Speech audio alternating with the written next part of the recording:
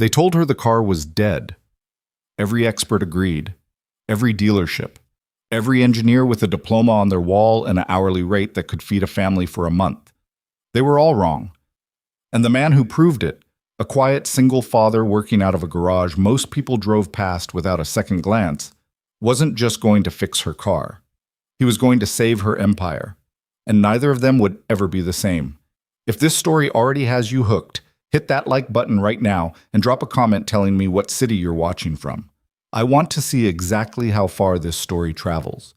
Follow along to the very end, because every part of this one matters.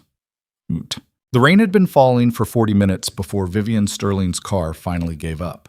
It didn't sputter, it didn't cough or lurch, or give her any warning at all. One moment she was doing 83 miles an hour on the empty stretch of Route 9 outside the city, her phone pressed between her shoulder and her ear, her eyes skimming the merger draft on her tablet, the way she always drove when she was late and the world wasn't moving fast enough.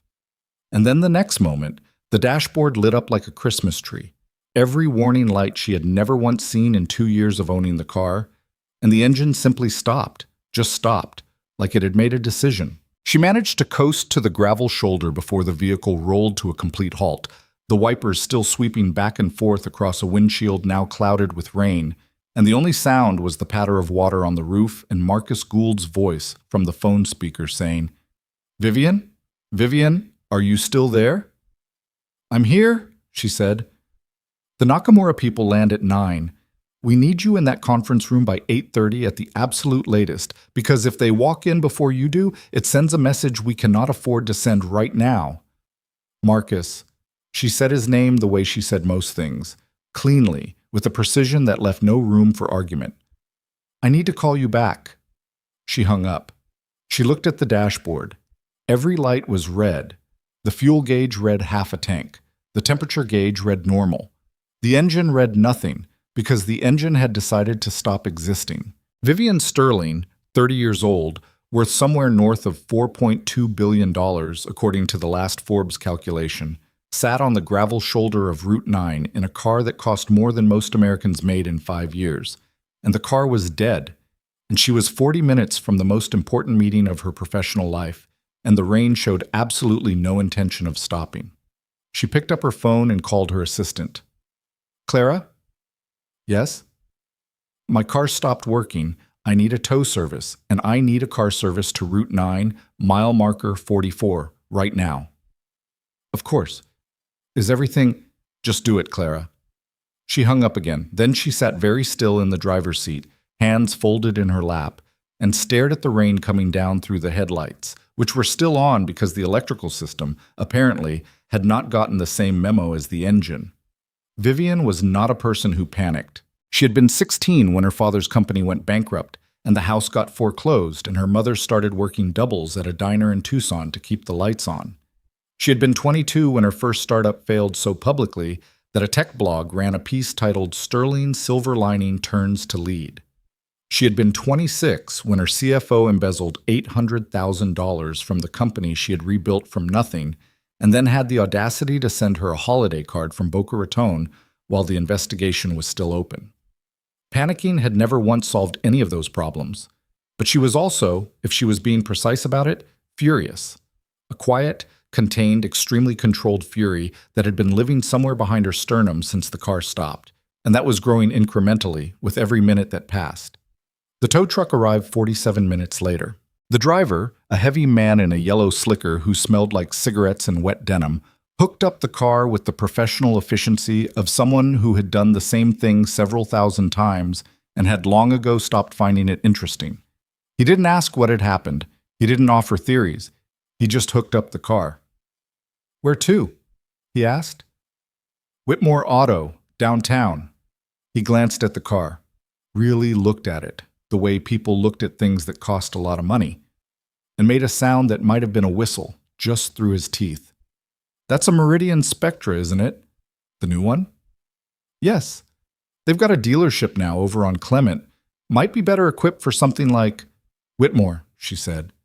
He took her to Whitmore. The diagnosis took 2 hours. The senior technician at Whitmore Auto was a man named Philip Chen, who had 30 years of experience and a genuine affection for cars that came through even when he was delivering bad news. And he delivered the news to Vivian in the customer lounge with a tablet showing her a diagram she couldn't parse and an expression of real professional sorrow. "The engine management system has completely failed," he said. "Not just failed. The ECU is reading catastrophic damage across multiple subsystems. The valve timing, the fuel injection array, the ignition module. It's like everything went at once." "That's not possible," Vivian said. "I know it sounds that way, but the diagnostic is clear, and I have to be straight with you, Ms. Sterling. This isn't something we can repair. The engine would need to come out entirely, and even then the onboard systems are so integrated in this model that you're essentially looking at a replacement." "A replacement? A full engine replacement, yes. And there's a parts availability issue with the Spectra because it's a newer model, which means lead time, which means—" He set the tablet down and looked at her directly, because he was the kind of man who did that. "We're talking somewhere between $60,000 and $80,000, and a wait of 6 to 10 weeks. Vivian looked at the tablet. She looked at him. "Get me a second opinion." He nodded. "Of course. I can recommend a few places." She got 4 second opinions. The first was the Meridian dealership, whose service director confirmed everything Philip Chen had said and added that the warranty situation was complicated because the vehicle had been operated in conditions inconsistent with manufacturer specifications, which was their careful way of saying they weren't sure they were covering this, and also which was infuriating enough that Vivian had to physically leave the showroom before she said something that would become a problem. The second was Arroyo Precision Motors, which charged her $700 for a diagnostic, declared the situation beyond their capabilities, and refunded her $650 of it, which she found oddly decent.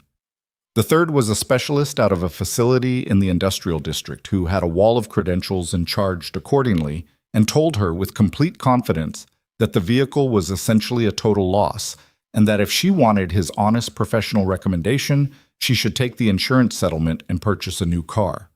The fourth was a former motorsport engineer named Danica Reeves, who ran a performance shop in the warehouse district and who spent 3 hours with the car and came back to Vivian looking genuinely puzzled, which was the first emotion that had felt real to Vivian in this entire 2-week circus. "Something's off," Danica told her. "That's what everyone says." "No, I mean, something about the failure pattern is off. The way these systems are reading, the sequence of the errors, it doesn't match anything I've seen in a mechanical failure. Usually when something goes, there's a chain, a logical cascade. This is more like—" She stopped, frowned. "I don't know. I need more time." "What would more time tell you?" "Maybe nothing. Maybe everything." Vivian waited 3 more days. Then Danica called and told her she hadn't been able to get any further without pulling the engine, and that if Vivian wanted her to do that, the labor alone was going to be significant, and that her honest professional assessment was still that the engine was gone. She said she had a feeling something wasn't right, but a feeling wasn't a diagnosis, and she couldn't in good conscience tell Vivian to spend $60,000 chasing a feeling. So that was that. So Vivian sat in her corner office on the 42nd floor, looking out over the city at night, and thought about what it meant that 5 experts, 4 of them very expensive, one of them genuinely trying, had all told her the same thing.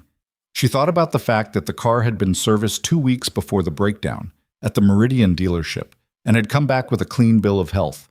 She thought about the fact that the breakdown had happened on the night she was driving to finalize the preliminary terms of the Nakamura deal, which was the most significant acquisition her company had attempted in 4 years.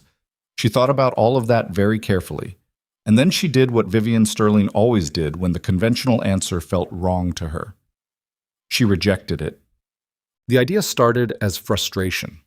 She was on the phone with her communications director, a precise woman named Elena Park, complaining about the situation in the way that Vivian rarely complained, out loud to another person, when Elena said, almost as a joke, "You could put out a public challenge. Any mechanic in the country, best offer wins." Vivian had not laughed. "Run that by me again," she said. Elena had meant it as a pressure release valve, the kind of half-serious suggestion that gets made in moments of venting and then evaporates. But she recognized the tone in Vivian's voice, and she knew what it meant. "I mean, in theory, You put it out there publicly. You've had 5 experts declare the car unrepairable. You're offering a significant reward to anyone who can prove them wrong. It's a story. It gets press. It gets more than press, Vivian said slowly. It gets every serious engineer and mechanic in the country looking at the problem. Because they want the reward, and because they want to be the one who succeeded where everyone else failed. Right. And it publicly humiliates every expert who told me the car was a write-off if someone actually fixes it. Elena was quiet for a moment. Do you want to publicly humiliate them? I want to find out if this car is actually dead, Vivian said. The humiliation is secondary. She announced the challenge the following morning. The communications team put it out through her official channels, which had a combined following of roughly 11 million people across platforms. And the story was picked up by automotive media within the hour and by mainstream business news by afternoon. The offer was straightforward. Any licensed mechanic or automotive engineer who could repair the vehicle to full working order would receive $100,000 and a private meeting with Vivian Sterling, which her communications team correctly identified as a selling point to certain kinds of people. The response was immediate and, in Vivian's experience, predictable. The certified dealerships wrote in formally, noting that the vehicle had already been assessed and found to be beyond economic repair, and that they respected Ms. Sterling's right to pursue additional opinions, but wished to advise that no new information had come to light that would change their professional conclusions. This was, translated from corporate speak, their way of saying they didn't appreciate being publicly questioned. 3 celebrity mechanics with social media followings reached out, and Vivian's team turned 2 of them down because their primary interest was clearly in the content opportunity and not the car, and accepted one of them, a man named Trent Boyle, who had a television show and genuine credentials, as a gesture of good faith, and because Elena thought the press coverage would be useful. Trent Boyle spent 2 days with the car and then posted a 40-minute video explaining, in detail, why the vehicle was definitively beyond repair. The video got 2 million views. Vivian watched 7 minutes of it and turned it off. 6 automotive engineers with academic backgrounds submitted proposals. Vivian's technical team reviewed the proposals. 4 were declined because they were essentially theoretical. They wanted to run diagnostics and then advise rather than actually repair. 1 was accepted, and that engineer, a professor from a research university with a legitimate background in vehicular systems, spent 4 days with the car and then delivered a 12-page report concluding that the engine damage was real and complete and that repair was not feasible within any reasonable financial or temporal parameters. She read the whole report. Then she put it in a drawer. 2 weeks after the challenge launched, it had generated considerable media coverage and 0 workable solutions. The automotive press was running think pieces about whether the challenge itself was a publicity stunt. One publication ran an item suggesting that the whole thing was a marketing exercise for an insurance product Vivian's holding company had a stake in, which was entirely false and triggered a call from her legal team, though they agreed the story would probably disappear on its own. It was her assistant Clara who mentioned Logan Hayes. He called this morning, Clara said, setting down Vivian's afternoon coffee without being asked. Clara had been her assistant for 3 years and had developed an almost physiological understanding of Vivian's caffeine rhythms. He said he's been following the challenge. He's a mechanic, he said. He has a garage on the east side. What garage? Hayes Automotive Repair. Clara checked her tablet. It's on Birchfield Avenue. He's been operating it for about 5 years. Before that, he was... She scrolled. He was a senior automotive systems engineer at Corrigan Motors. Vivian looked up. Corrigan? Yes. Corrigan Motors had been, until its bankruptcy 6 years ago, one of the most technically sophisticated automotive manufacturers in the country. Their engineering division had been genuinely pioneering. She knew this because she had studied the company when her own investment team had considered acquiring some of the assets during the bankruptcy proceedings. The engineering staff, in particular, had been regarded as some of the best in the industry. Why did he leave? She asked. His file says he took a personal leave of absence about 5.5 years ago and didn't return. Clara hesitated in the way she hesitated when there was more. I pulled some background. His wife died, car accident. He had a young daughter. Vivian was quiet for a moment. How young? She would have been about 2 or 3 at the time. She's 8 now. So he walked away from Corrigan to raise his daughter. That's what it looks like. Vivian picked up her coffee. Set up a meeting. She went to the garage herself, which was not what Clara had suggested. Clara had suggested having Logan Hayes come to the office, which was the standard protocol for this kind of thing, because the office was controlled territory and Vivian functioned best in controlled territory. But Vivian wanted to see where this man worked. She had learned, over time, that you could tell a great deal about a person by the condition of the space where they did their most serious work. Hayes Automotive Repair was on Birchfield Avenue, which was exactly as unglamorous as the address implied. The block had a tire shop, a closed hair salon, a laundromat, and a Mexican restaurant that smelled extraordinary and had a hand-lettered sign in the window that said, "Open 7 days." The garage itself was a 2-bay operation with a concrete floor and fluorescent lighting and a waiting area that consisted of 3 plastic chairs and a coffee machine that had seen better decades. There was a child's drawing taped to the wall next to the coffee machine, purple and green, what might have been a car or possibly a spaceship, with 2 stick figures beside it and the words "Daddy and Me" in handwriting that was clearly and recently learning itself. Vivian looked at the drawing for a moment longer than she intended. Logan Hayes came out from under a raised pickup truck while she was still studying it. He was wiping his hands on a rag, not performing the gesture, actually doing it, with the focus of someone cleaning a tool they needed clean. And he was taller than she'd expected, with the kind of build that suggested he'd once been very physically active and had retained most of it without trying. He had dark hair that needed cutting and grease under 2 fingernails that the rag wasn't going to fix, and he looked at her with brown eyes that were, she thought, the opposite of impressed. "Ms. Sterling," he said. "Mr. Hayes. I wasn't sure you'd actually come." "I wasn't sure either," she said, which was more honest than she usually was with people she'd just met, and she couldn't entirely account for it. "You said you wanted to see the car before committing to anything, so I brought it." She nodded toward the flatbed that had pulled up behind her car service.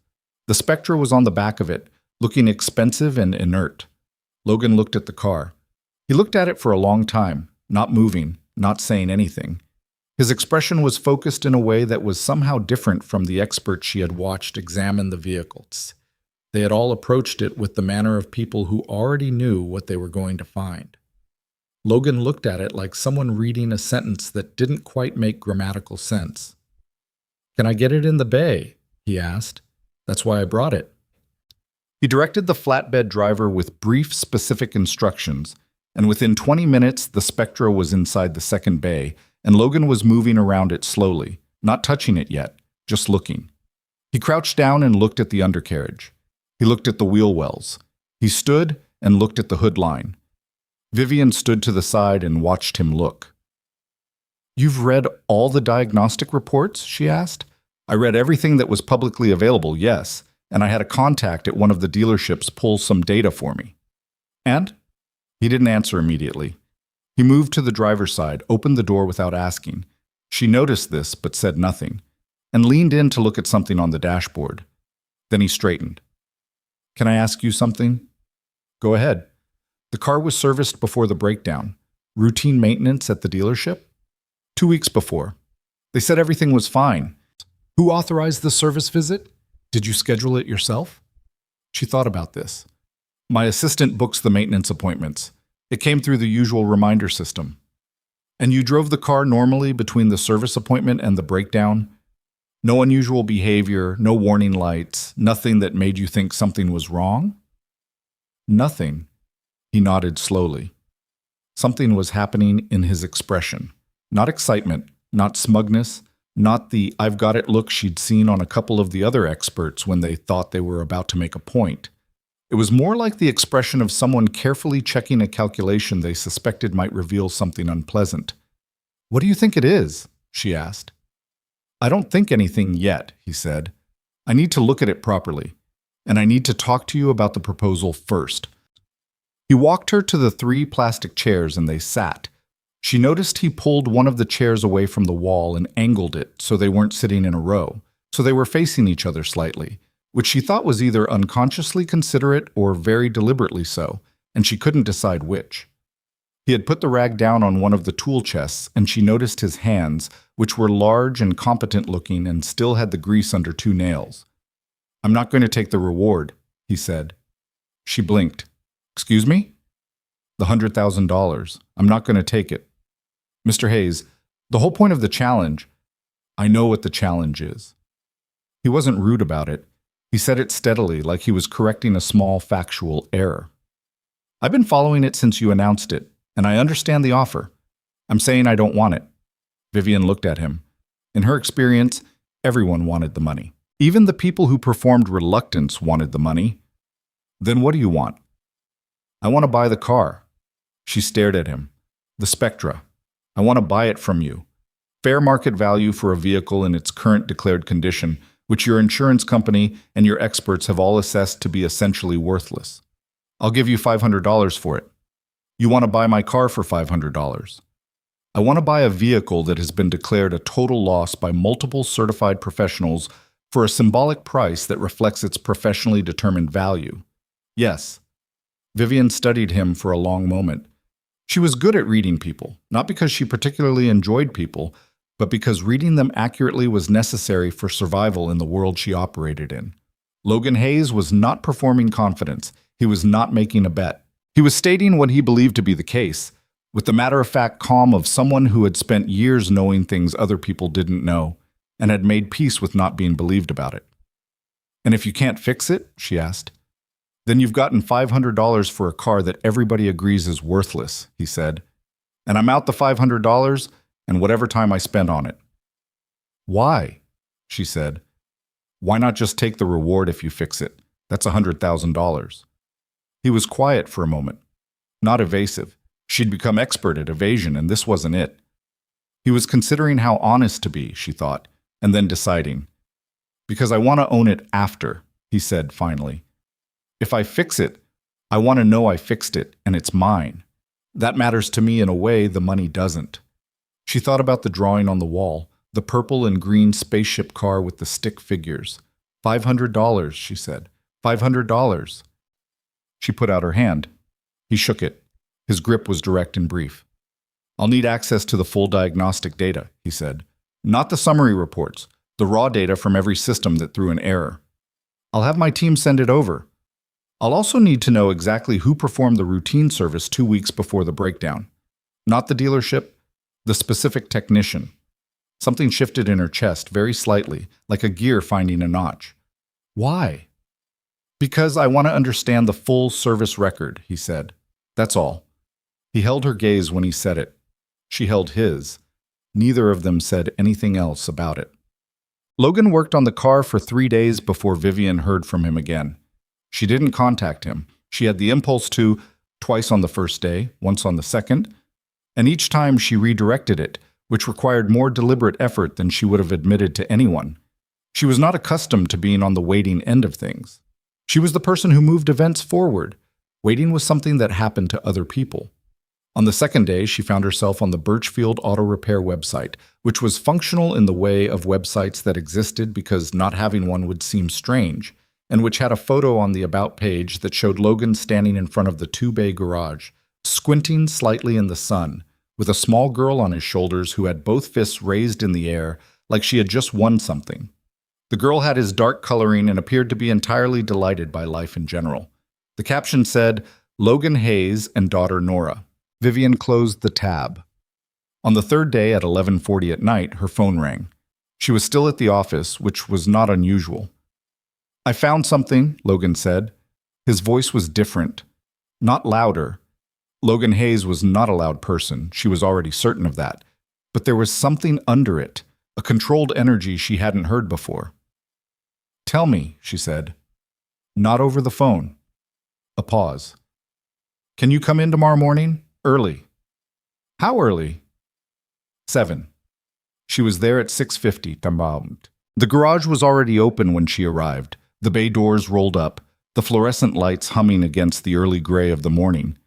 There was a coffee maker running on the workbench, different from the one in the waiting area, a proper machine, and the coffee it was producing smelled significantly better. Logan was at the second bay. The Spectra was still on the lift, and he was standing beside it with his arms crossed, and an expression she was starting to recognize as the one he wore when he was thinking about something difficult. On the workbench beside the car, there was a small component in a clear plastic bag. "Coffee?" he said when she came in. "Please." He poured it. He handed it to her without asking how she took it, which she noted, but he had handed it black, and she drank it black, so either it was coincidence or he had looked it up, and she didn't know which possibility she found more interesting. "What did you find?" she said. He picked up the bagged component. "Do you know what this is?" She looked at it.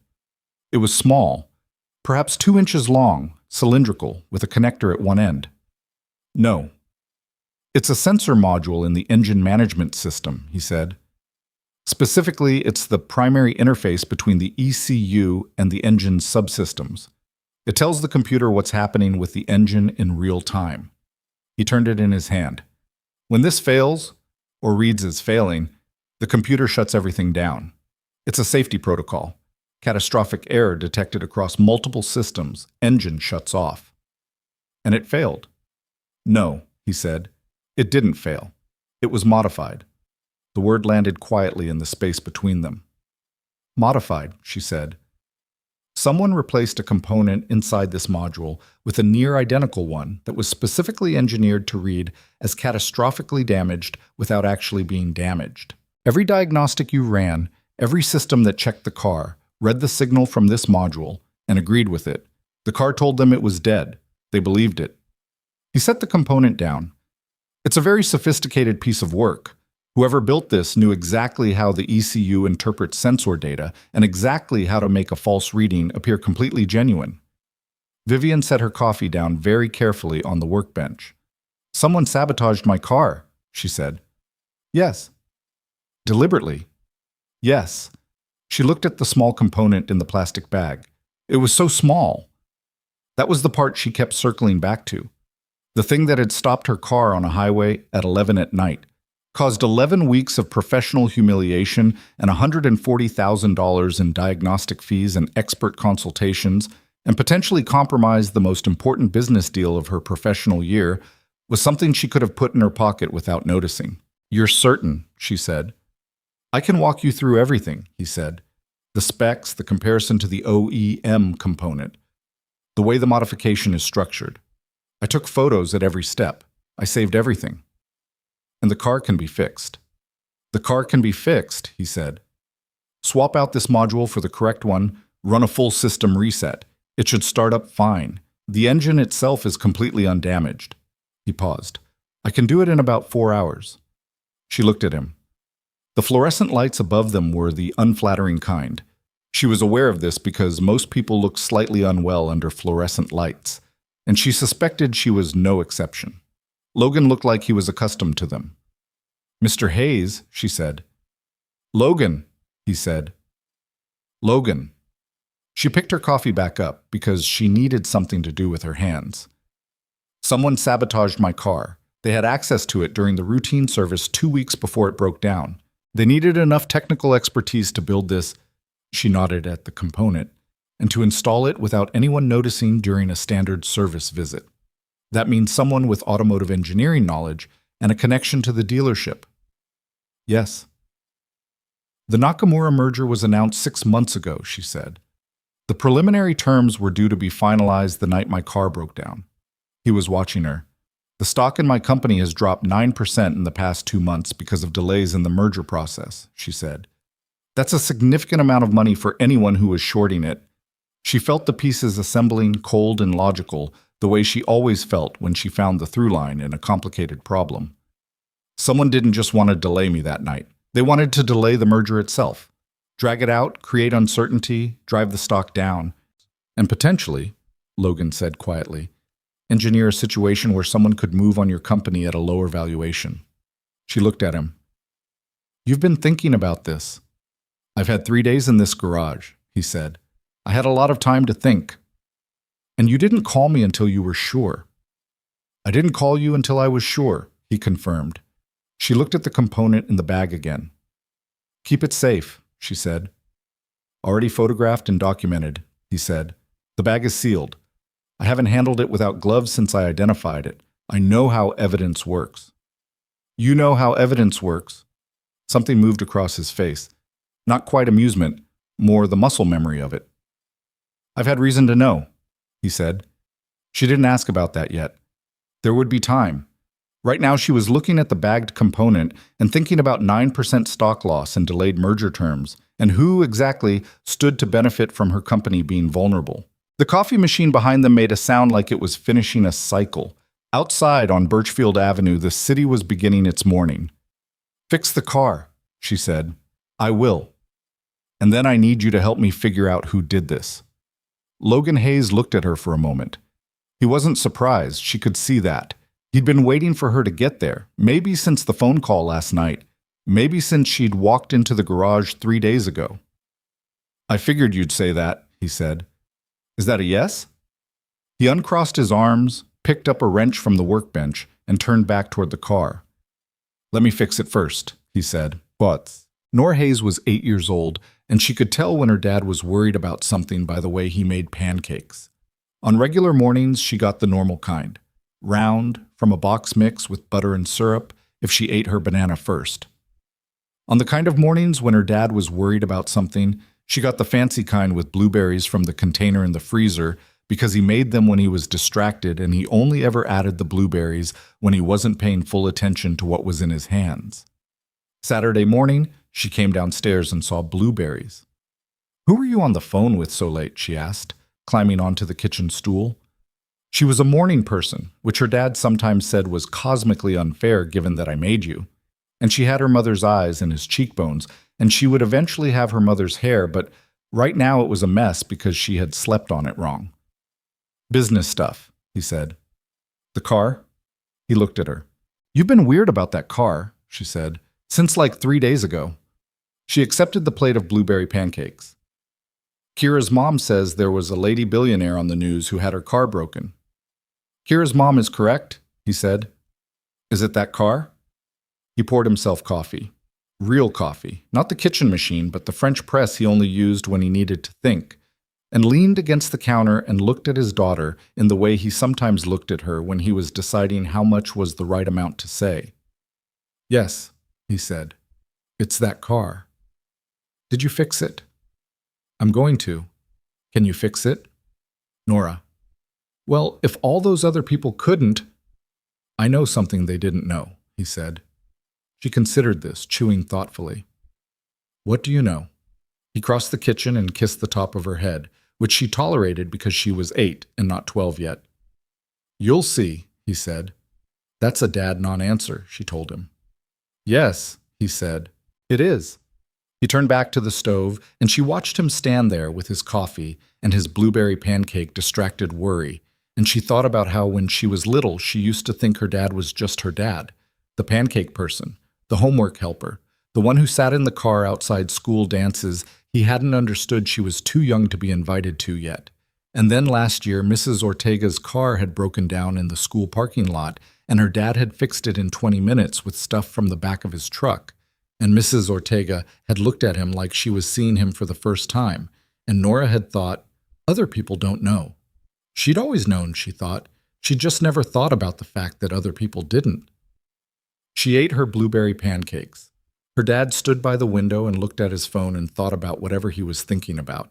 Outside, the morning was gray and ordinary, and the city went about its business, and somewhere on Birchfield Avenue, a car that everyone had declared dead was waiting to be brought back to life. He finished the repair on Sunday. He'd ordered the correct sensor module through a parts supplier he'd worked with for years, a retired engineer named Walt Svoboda, who ran a specialty components business out of a warehouse in New Jersey, and who had, when Logan described what he needed and why, gone very quiet for a moment and then said, "Son, be careful," in a tone that Logan had been thinking about ever since. The installation itself was straightforward, mechanically speaking. The modules seated correctly, the connections were clean. The system reset took 40 minutes of careful sequencing because the ECU had logged the phantom errors and each one needed to be correctly cleared to avoid the system reading the correct sensor as a replacement anomaly. When it was done, he sat in the driver's seat for the first time. The car smelled expensive, leather, and something synthetic, with an undertone of the specific staleness of a vehicle that hadn't been driven in months. and he put the key in and turned it. The engine started on the first try. He sat there for a moment and listened to it run. It was a good engine, quiet and smooth and well-tuned, everything it was supposed to be, all the catastrophe stripped away to reveal the simple fact of a machine that worked. He thought about Walt Svoboda saying, "Be careful." And he thought about Vivian Sterling's face when he'd told her about the modification, the way she'd gone very still and then very precise, the way he recognized that kind of thinking because he'd once done a version of it himself, in a different context before his life had reorganized itself around different things. He turned the engine off. He took out his phone and called her. "It's running," he said. A pause, a single breath. "When can I come see it?" she said. "Now," he said. "I'll be there in 20 minutes. She was there in 15. Yatang. She didn't say anything for a moment when she heard the engine turn over. She stood beside the driver's door, which Logan had left open, and she listened. And whatever happened in her face in that moment was something she hadn't entirely gotten under control before it passed. It was only a second. Then it was gone. "Drive it," Logan said. "What?" "Take it for a drive. Go around the block. Make sure it feels right to you." She looked at him. "It's your car now. It runs when you're ready to believe it runs," he said. "Drive it." She drove it. She went around the block. He could hear the engine receding and then coming back, smooth and even. And when she came back and parked in front of the garage and got out, her face was different. Not softer exactly, but changed in some way he didn't have precise language for. "We need to talk about what comes next," she said. "Yes." "Not here." She looked around the garage, and it wasn't disdain, he thought. She wasn't a disdainful person in the way he'd initially assumed, watching her on the news and in the press coverage of the challenge. She was someone who assessed environments the way she assessed everything else, for what they were and weren't suited to. "Are you free for dinner?" He was about to say yes, and then he thought about Nora, and the expression on his face must have done something, because Vivian said immediately, "Or your daughter can come. I don't mind." He looked at her. "Clara ran a full background check when you called," she said. "Comes with the territory. I know you have an 8-year-old. Does that bother you?" "Why would it bother me?" He didn't answer that, because the honest answer was that many things bothered many people, and he'd spent enough years learning exactly which things about his situation bothered which categories of people that he'd stopped trying to predict it and just waited to find out. "She finishes soccer practice at 5, he said. "Then we'll eat at 6, Vivian said. "I know a place on Merton Street. Good burgers. Booths." A pause, and he thought he detected something in it. Not uncertainty exactly, more like consideration. "Kids like booths, right?" He looked at her. Vivian Sterling, 30 years old, $4.2 billion net worth, who had never once in his observation seemed uncertain about anything, was asking him if kids liked booths. "Yeah," he said, "kids like booths." She nodded, brisk and resolved. 6 o'clock, she said, and she got in the running car that was technically no longer hers and drove away. Logan stood in the mouth of the garage and watched her go. Behind him, the fluorescent lights hummed. Nora's drawing was still taped to the wall. The coffee machine had been making the same sound for 3 years. He thought about Walt Svoboda saying, "Be careful," and he thought about a tiny engineered component in a sealed plastic bag in the drawer of his tool chest. And he thought about 9% stock losses and merger timelines. And he felt, somewhere in his chest, the specific sensation of a door that had been closed for a long time beginning, very slightly, to open. He didn't know whether that was good or not yet. He went back to work. The restaurant on Merton Street was called Callahan's, and it had been there since before Vivian was born, which meant it had survived 3 recessions, 1 fire, and the complete transformation of the surrounding neighborhood from working class to trendy to something that couldn't decide what it was anymore. The booths were red vinyl, cracked in the corners and patched with electrical tape in 2 places, and the menus were laminated and slightly sticky, and the burgers were, objectively, excellent. Nora Hayes decided she liked it within approximately 45 seconds of walking through the door. "They have a milkshake menu," she said, studying the laminated card with the focused intensity of a person making a significant financial decision. "A whole separate menu, just for milkshakes." "That's correct," Vivian said. Nora looked up at her. She had been studying Vivian with the same focused intensity since Logan had introduced them in the parking lot outside the garage, with the frank and completely unself-conscious curiosity of an 8-year-old who had not yet learned that staring was rude. "Do you like milkshakes?" "I don't drink them often," Vivian said. "Why not?" "Nora," Logan said. "That's a real question, Dad. I'm not being rude." Nora looked back at Vivian. "I'm genuinely asking." Vivian looked at the child across the booth from her. Nora had her father's coloring and what Vivian suspected was her mother's way of holding herself. There was something in the directness of her gaze that felt like a different source. She was wearing a soccer jersey with a grass stain on the shoulder that Logan had apparently not managed to get out, and her hair was in a braid that was coming apart at the bottom, and she had the particular quality of children who had been raised with enough honesty to not have learned yet to perform politeness they didn't feel. "I don't like cold things much," Vivian said. Nora considered this. "That's a valid reason," she said, and went back to the menu.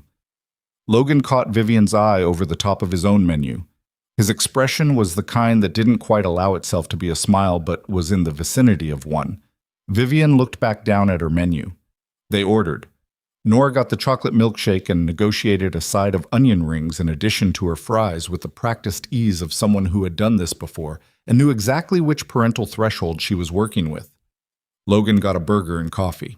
Vivian ordered the same burger and then changed the coffee to water and then changed it back to coffee when the server was already walking away and had to be called back, which was the most visibly uncertain thing Logan had seen her do and which she acknowledged with a brief expression that might, in someone else, have been embarrassment.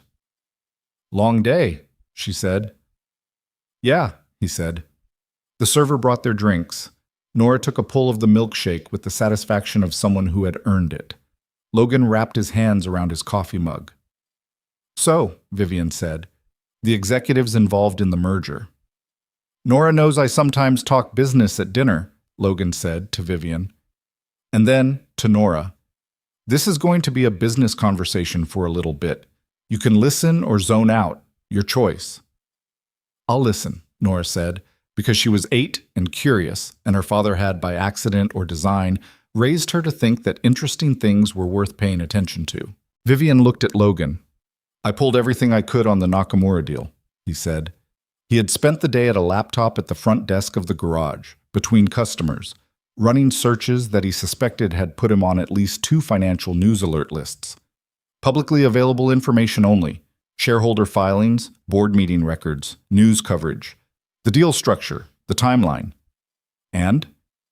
Your board has 11 members. 3 of them were publicly opposed to the Nakamura acquisition when it was announced.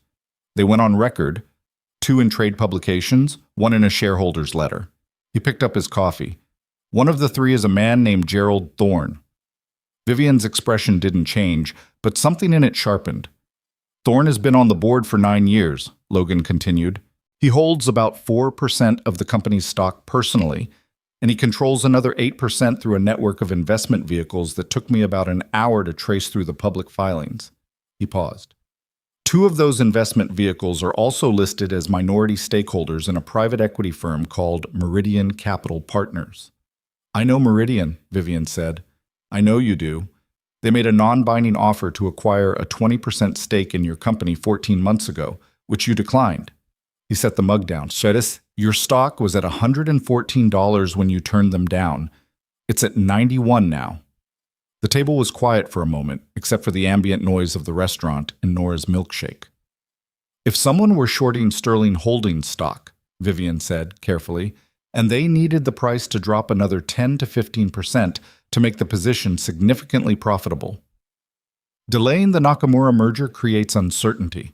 Uncertainty drives the stock down.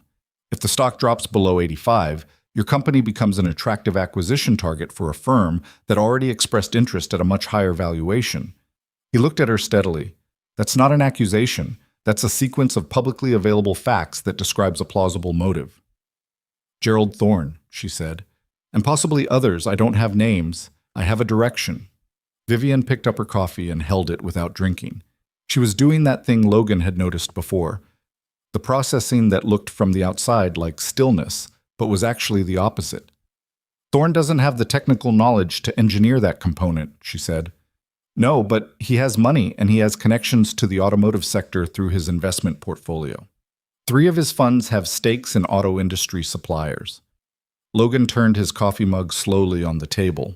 One of those suppliers makes electronic control systems for vehicles. Vivian looked at him. I didn't find a direct line, he said. I want to be clear about that. What I found is a constellation of connections that could support a more direct investigation. Someone with actual forensic access to the financial records, and the component itself would know more. Someone like a corporate attorney and a forensic accountant. Someone like that, yes. She nodded slowly. Under the table, Logan could hear Nora quietly tapping her foot against the booth seat, the restless energy of an 8-year-old trying to sit still. Their food arrived. The server set everything down with the efficient friendliness of someone who had been doing the job long enough to be genuinely good at it. And Nora immediately organized her plates with the seriousness of a general preparing a campaign. You said you were at Corrigan, Vivian said when the server had moved on. Before. Yes. How long? 7 years. I started as an associate engineer straight out of grad school, left as a senior systems lead. He picked up his burger. It was a good place to work. The engineering culture there was serious. They cared about getting things right. I looked at Corrigan's assets during the bankruptcy, she said. The engineering division was extraordinary. The IP alone was worth considerably more than what it went for. It was.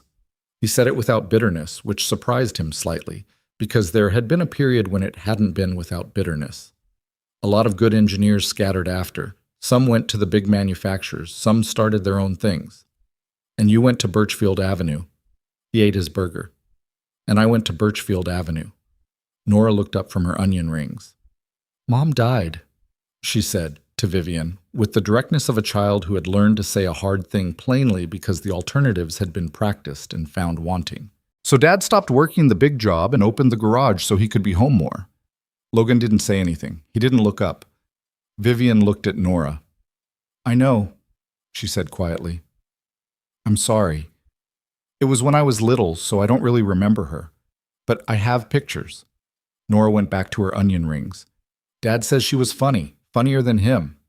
That's a high bar, Vivian said. Logan looked up, then. There was the faintest edge of something in Vivian's voice that hadn't been there before. Not warmth exactly, because warmth implied softness. And Vivian wasn't soft, but something adjacent to it, something real. She was, he said. She was significantly funnier than me. Nora nodded with the authority of someone confirming established fact. He's kind of serious. I've noticed, Vivian said. I'm right here, Logan said. We know, Nora and Vivian said, at almost exactly the same moment. And then Nora laughed. A real laugh, surprised out of her. And Vivian's mouth did something that was probably the closest it got to doing the same thing. And Logan sat back in the cracked red vinyl booth and drank his coffee and thought, very quietly, that this was the strangest dinner he'd been to in a long time. Well, they talked for 2 hours. The restaurant filled up and then began to clear out again, and the server refilled their coffees twice without being asked, and Nora, who had eaten everything on her plates with the efficiency of a competitive athlete, eventually put her head down on her folded arms and fell mostly asleep against the wall side of the booth, in the way of children who simply exit consciousness when they've used up their day. The business talk had shifted, somewhere around the second coffee, into something less structured. Not personal, exactly, but less defended. Tell me about the Nakamura deal, Logan said. Not the parts I read in the filings, what it actually is. Vivian looked at him. Why? Because I've been helping you work a problem I only understand half of, he said. And because you asked me to help figure out who did this, which means I need to understand what was worth doing it to stop. She was quiet for a moment, in the specific way of someone accustomed to not explaining themselves, deciding whether to make an exception. Nakamura Holdings is a Japanese conglomerate, she said. 70 years old, deeply private, family-controlled, doesn't do many deals. When they approached us, it was because they'd been watching our trajectory for 3 years and they thought we could do something together in the clean energy infrastructure space. She turned her coffee mug in her hands. The acquisition gives my company access to Nakamura's manufacturing network in Southeast Asia and their R&D portfolio, which is significant. It gives Nakamura a foothold in the American market through our distribution channels. And the stock impact? At announcement, the stock went up 6%. The market liked it. Something moved across her face. Then the delays started, a missed meeting, an unclear term sheet, questions about valuation that should have been settled already. Each piece of friction felt small, but the accumulated effect made the market nervous. Made everyone nervous. She paused. Including the Nakamura family. They're traditional. They value reliability. When my company starts looking unstable, they start asking questions about whether this is the right partnership. So the sabotage was layered, Logan said. Your car breaks down the night of the preliminary terms meeting. The optics are chaotic. A billionaire's car fails dramatically. She misses an important meeting. It's news. Then the challenge you put out becomes a public embarrassment when nobody can fix it. More news. None of it flattering. While Thorne or whoever is positioned to benefit is shorting the stock and watching the Nakamura people get cold feet, Vivian finished.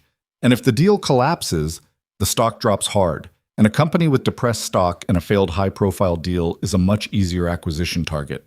She looked at her coffee. They'd have to move on it before I could recover, which means the hostile takeover play would come within, she calculated, 6 to 8 weeks of the deal formally falling apart. Logan thought about the component in the sealed bag in his tool chest. He thought about how precisely it had been made. Not sloppily, not rushed. Someone had taken real time with it, real care. The kind of care that suggested they were confident about their timeline. We need to move fast, he said. Yes, and carefully. If Thorne knows you're looking at him, he'll move the pieces, she said. I know. She looked up. I have attorneys I trust and a forensic accountant I've worked with before. But I need the component as physical evidence, and I need an expert who can testify to what it is and how it was made. Logan looked at her. I need you, she said. It came out evenly, matter of fact, the way Vivian said most things. But he'd been paying attention all evening, and he had started to learn the difference between the things she said automatically and the things that cost her something to say. This one cost her something. She didn't ask for things easily. Okay, he said. There's a risk in that, she said. If they know you're involved, you become a problem they need to deal with. I figured. I'm saying it directly because you have a daughter. He looked at Nora, asleep against the wall of the booth, her braid entirely undone now, her soccer jersey with its permanent grass stain rising and falling with her breathing. 8 years old, the person for whom everything else organized itself. I know, he said. I figured that too. He'd been figuring it since Walt Svoboda had said be careful. He'd been figuring it since he'd looked at the component under magnification and understood what he was looking at. Some part of him had known, before he'd even called Vivian, that this wasn't a problem he was going to be able to hand over and walk away from, because whoever had built that component hadn't made it to be found, and the fact that he'd found it anyway was going to matter to them. Tell me about your security, he said. She looked slightly surprised, which was the most surprised he'd seen her look. My security? Personal security. Do you have people? I have a detail. 2 people, usually 3 when I'm traveling. Are they on tonight? She looked at him for a beat.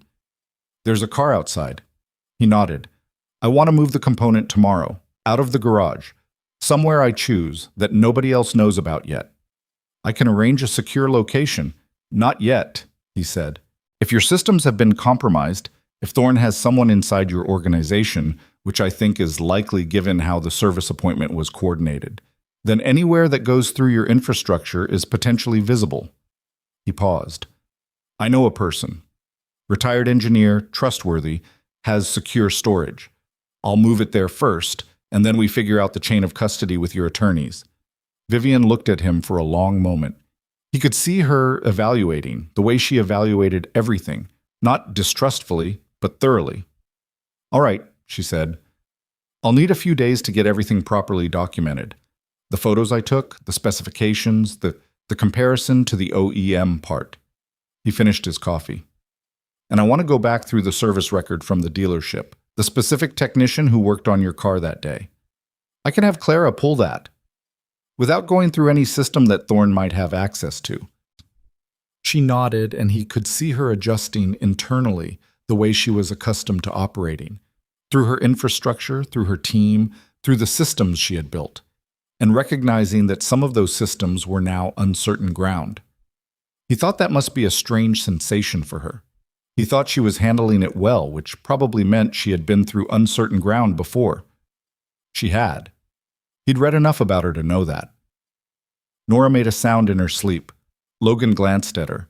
She had shifted slightly, pressing her cheek against the vinyl seat back, and her expression in sleep was the same uncomplicated expression it had been since she was an infant, peaceful in a way that he had never stopped finding extraordinary, given that he was her father and did not experience most things peacefully. "She's easy to be around," Vivian said. He looked up. Vivian was watching Nora with an expression he hadn't seen on her before. "She's easy to be around because she's exactly what she is," he said. "No performance. She hasn't learned to perform yet." He paused. "I'm trying to keep it that way as long as possible." "How long does that last?" "I don't know. I'm working without a map." He turned his coffee mug on the table. Her mother would have known. She was good at people in a way I'm not. I'm better with machines. He hadn't meant to say that much. It came out the way things sometimes did at the end of a long day, when the filters weren't working at full capacity. Vivian was quiet for a moment. "For what it's worth," she said, "from an outside perspective, you seem to be doing all right." He looked at her. She wasn't performing comfort. She was stating an observation, the way she stated everything. "Thank you," he said. She nodded once and looked back at her coffee. What? The garage was vandalized 2 nights later. Logan found it at 6:15 in the morning when he came in ahead of Nora's wake-up time, which was his usual routine. The quiet hour before the day started, coffee from the French press, the garage to himself. He pulled onto Birchfield and saw the bay door, which he had locked the night before, standing open. His first thought was that the latch had given. It was old and he'd been meaning to replace it for a year. His second thought came when his headlights swept across the interior and he saw what had been done. Not destruction, exactly. Not the kind of vandalism that was about anger. The tool chest had been opened, the locks were not high-end, and gone through methodically. Drawers left open, contents disturbed but not thrown around. The workbench had been cleared of most of what was on it. Again, methodically, items pushed aside or removed rather than scattered. They had been looking for something. He sat in his truck for a moment with the engine running and his hands on the wheel and thought through what he knew. The component was not in the garage. He had moved it 3 days ago to Walt Svoboda's storage unit in New Jersey, which Walt had driven down to receive personally and which no one else on Earth knew about yet. The documentation, the photographs, the specifications, the comparison analysis, was on a drive that had not been in the garage since Sunday. They hadn't found it, but they had looked. He called Vivian at 6:20. She picked up on the second ring, which meant she was already awake, which somehow did not surprise him. "The garage was broken into last night," he said. A pause. Not a long one. "Are you there now?" "Parking lot." "Don't go in. I'm calling the police and my security team. Stay where you are." "Vivian?" "Logan." Her voice was not loud, but it was the voice she used when she had decided something and the deciding was finished. "Stay in the truck." He stayed in the truck. He sat there in the gray early morning on Birchfield Avenue, outside the tire shop and the laundromat and the Mexican restaurant with the hand-lettered sign, and he thought about what it meant that they had moved this fast. He had expected them to be careful. He had expected more time. The fact that they hadn't been careful, that they had broken into his garage 4 days after he'd fixed the car, told him something important. It told him they were not as confident as they appeared. It told him they were worried. And worried people made mistakes. His phone buzzed with a text from Vivian. "My team is 12 minutes out, security and an attorney. Do not call local police before they arrive." He texted back, "Understood." Then he texted Nora's after-school coordinator. A retired teacher named Mrs. Beaumont, who lived 2 streets over and had been a lifeline since Nora started second grade, and arranged for Nora to go straight to Mrs. Beaumont's after school today, just in case the day ran long. Mrs. Beaumont texted back a thumbs up and a heart emoji, which was her standard response to everything Logan sent her, and which he had come to find genuinely comforting. He sat in the truck and watched the sun come up over Birchfield Avenue. At 6:32, a black SUV pulled up and 2 people got out. A woman in a suit who moved with the economy of someone with security training, and a man in a coat carrying a briefcase who had attorney written all over him. Vivian arrived 4 minutes after that in her own car, alone, without the details she'd mentioned, which meant she had come directly from wherever she'd been rather than waiting for them to pick her up. She was in clothes that looked like she'd put them on quickly in the dark. Her hair wasn't quite finished. She looked, Logan thought, like a person rather than a profile. She came straight to his truck and knocked on the window. He rolled it down. "You okay?" she said. "Fine," he said. They didn't find anything. Some of the tension in her jaw eased, not all of it. "They're going to know that soon." "I know." "Which means they'll try something else." "I know," he said again. She looked at him through the truck window for a moment, in the thin early light of the morning, on a street she would never have set foot on a month ago, in borrowed time that was growing shorter, and something moved through her expression that she didn't entirely suppress this time. "I'm sorry," she said, "that this came to your garage." He looked at her. "Don't be sorry. Be ready." She held his gaze. "I'm always ready," she said, and the way she said it was not a performance. It was just true. The attorney was waiting by the bay door. The security woman had already walked the perimeter. The morning was getting lighter by the minute, the city waking up around them, ordinary and indifferent, and somewhere inside a network of financial instruments and board maneuverings and a tiny engineered component in a New Jersey storage unit, the thing that they had started was beginning to gather its own momentum. Logan got out of the truck. The attorney's name was Raymond Chu, and he had been Vivian's outside counsel on sensitive matters for 6 years, which meant he had learned to arrive at unusual situations without visible reaction. He walked through the vandalized garage with a small flashlight and a yellow legal pad, making notes in a handwriting that Logan suspected nobody but Raymond could read. And he didn't ask unnecessary questions, which Logan appreciated. The security woman was Dana Reyes. She documented everything with a camera that was more serious than a phone camera, photographing each disturbed drawer and displaced tool with the methodical patience of someone who understood that the difference between useful evidence and useless evidence was often just framing and light. Logan walked them through what had been where. He was precise about it because precision mattered, and because precision was how he thought. The same instinct that had let him see the modification in the sensor module. The ability to hold a detailed picture of a thing in his head and notice when something in it had changed. They were looking for something specific, Dana said. It wasn't a question. "Yes," Logan said. "Did they find it?" "No." She looked at him steadily.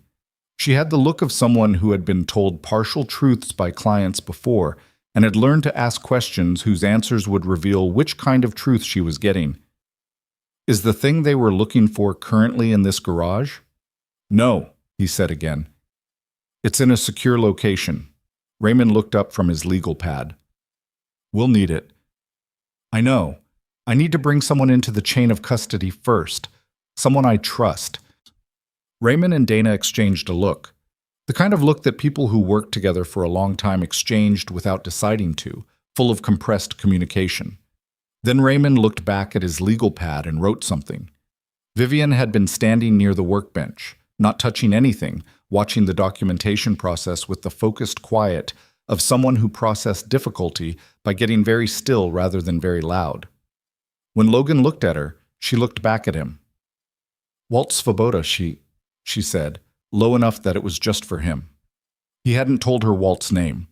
He had said a person I trust, and she had let it go, the night of the restaurant, because she was smart enough to know when not to push. But she had, apparently, been thinking about it. "How'd you get there?" he said. "You mentioned a retired engineer. Corrigan had a components liaison who retired about 5 years ago, around the time the company started having financial trouble. His name was in the engineering team records I pulled. She paused. I didn't confirm it. I was waiting to see if you'd tell me. Logan looked at her for a moment. He thought about the gap between knowing something and waiting to be told it, and what that gap cost a person like Vivian, who clearly found waiting for information considerably more difficult than acquiring it. Walt Svoboda, he said. He's in New Jersey. He has the component and the documentation. She nodded. Raymond. Raymond was already writing. They were out of the garage by 9. Logan had 2 customers with morning appointments who arrived to find the bay doors open, and Logan in the parking lot with a woman in a suit and a man with a legal pad and a general air of something having happened. He rescheduled both of them, apologizing briefly and sincerely, and they left with the particular graciousness of regulars who had been coming long enough to know that Logan Hayes ran a reliable operation and that if something was wrong, it was not the ordinary kind of wrong. He drove Nora to school.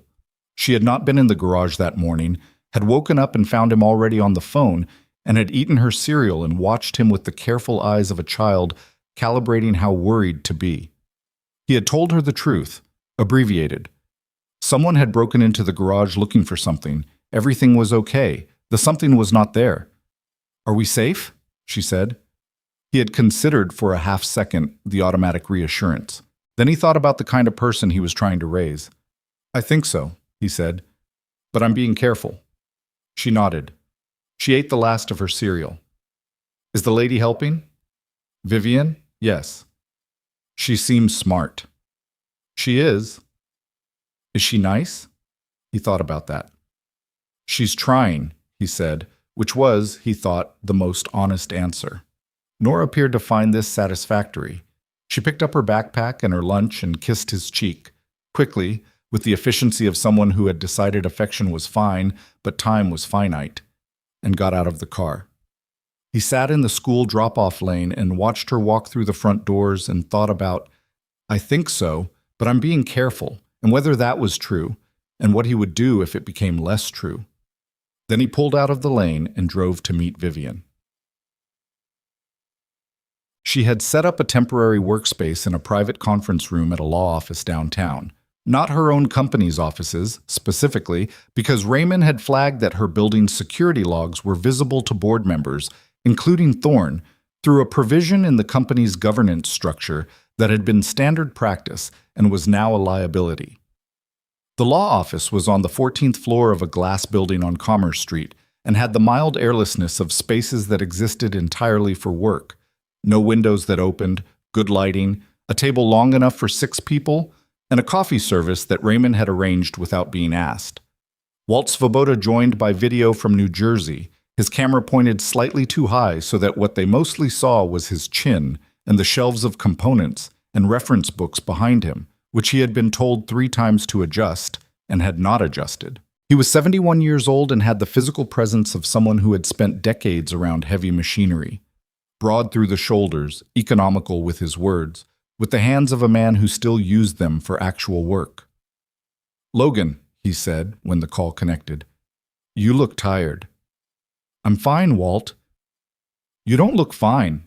You look like you've been sleeping in your truck. He peered at the camera, which pointed his chin more aggressively at the ceiling. Is this the Sterling woman? Mr. Svoboda, Vivian said. You're younger than I thought, Walt said. That's not a compliment or a criticism, just a fact. He shifted in his chair. The component is in my storage unit in a sealed evidence bag. I have not opened it since Logan gave it to me. Chain of custody is clean. Raymond leaned forward slightly. Mr. Svoboda, I need to understand your professional qualifications as they relate to the component. I spent 31 years as a components engineer and manufacturing liaison. 14 of them at Corrigan, the rest in the supply chain. I know every major supplier of ECU-adjacent sensor hardware in North America, and I know several in East Asia. He paused. And I know who doesn't make what Logan described to me. The room sharpened. What do you mean? Vivian said. When Logan called me about the specs, Walt said, I started running through suppliers. The base component, the OEM part that was modified, that's made by a company called Veltec Systems. Standard supplier, good reputation, Their stuff is in half the luxury vehicles manufactured in the last 5 years. He scratched his jaw. The modification itself, the replacement piece inside the housing, that's not a commercial component. That's custom fabricated. Logan, who had heard the beginning of this the day he'd brought the component to New Jersey, but not the full analysis, sat forward. Custom how? The material composition, the circuit architecture. Somebody machined that piece specifically for this application, which means one of two things. Either there's a very sophisticated individual involved who has both the engineering knowledge and the fabrication capability, or there's a small manufacturer or lab that produced it to spec. Walt's chin tilted toward the screen. And producing something to spec means someone wrote the spec, which means there's a document somewhere. Raymond made a note. Can you identify the fabrication source? Vivian asked. I can narrow it down, Walt said. The material tolerances, the machining marks I can see in Logan's photographs, they're consistent with a handful of facilities I know of. I'd want the physical component to be more precise. But I can give you a short list. How short? 3, maybe 4 facilities in North America that have the capability and would likely take a custom job without extensive documentation requirements. A pause that carried something in it. 2 of them have done work for automotive sector clients that I know of from my years in the supply chain. Vivian looked at Raymond. Raymond was already writing. Then she looked at Logan. Thorne's investment portfolio, she said. You said 3 of his funds have stakes in auto industry suppliers. One of them is a company called Castlegate Industrial Partners, Logan said. It's a private equity vehicle. It has minority stakes in 7 companies, 2 of which are components manufacturers. The silence in the conference room lasted about 4 seconds, which was, Logan thought, almost exactly how long it took a highly intelligent person to run the available connections and understand what they added up to. That's not evidence, Raymond said. No, Logan agreed, but it's a direction. We need the fabrication source confirmed, Raymond said, and we need a financial connection between Thorne and whoever ordered the component. The component itself proves sabotage. The financial connection proves who ordered it. Which means we need access to records that are not publicly available, Vivian said. That's correct. She was quiet for a moment, and Logan watched her think. It was something he had started to notice. The quality of her thinking, the way it moved. He was good at sequential reasoning, at understanding systems and tracing causes through to effects. Vivian's thinking was different. It was spatial, almost, the way she held multiple variables and rotated them against each other until an arrangement revealed itself. He could see it happening in the set of her expression and the particular quality of her stillness. The shareholders' meeting, she said. Raymond looked up.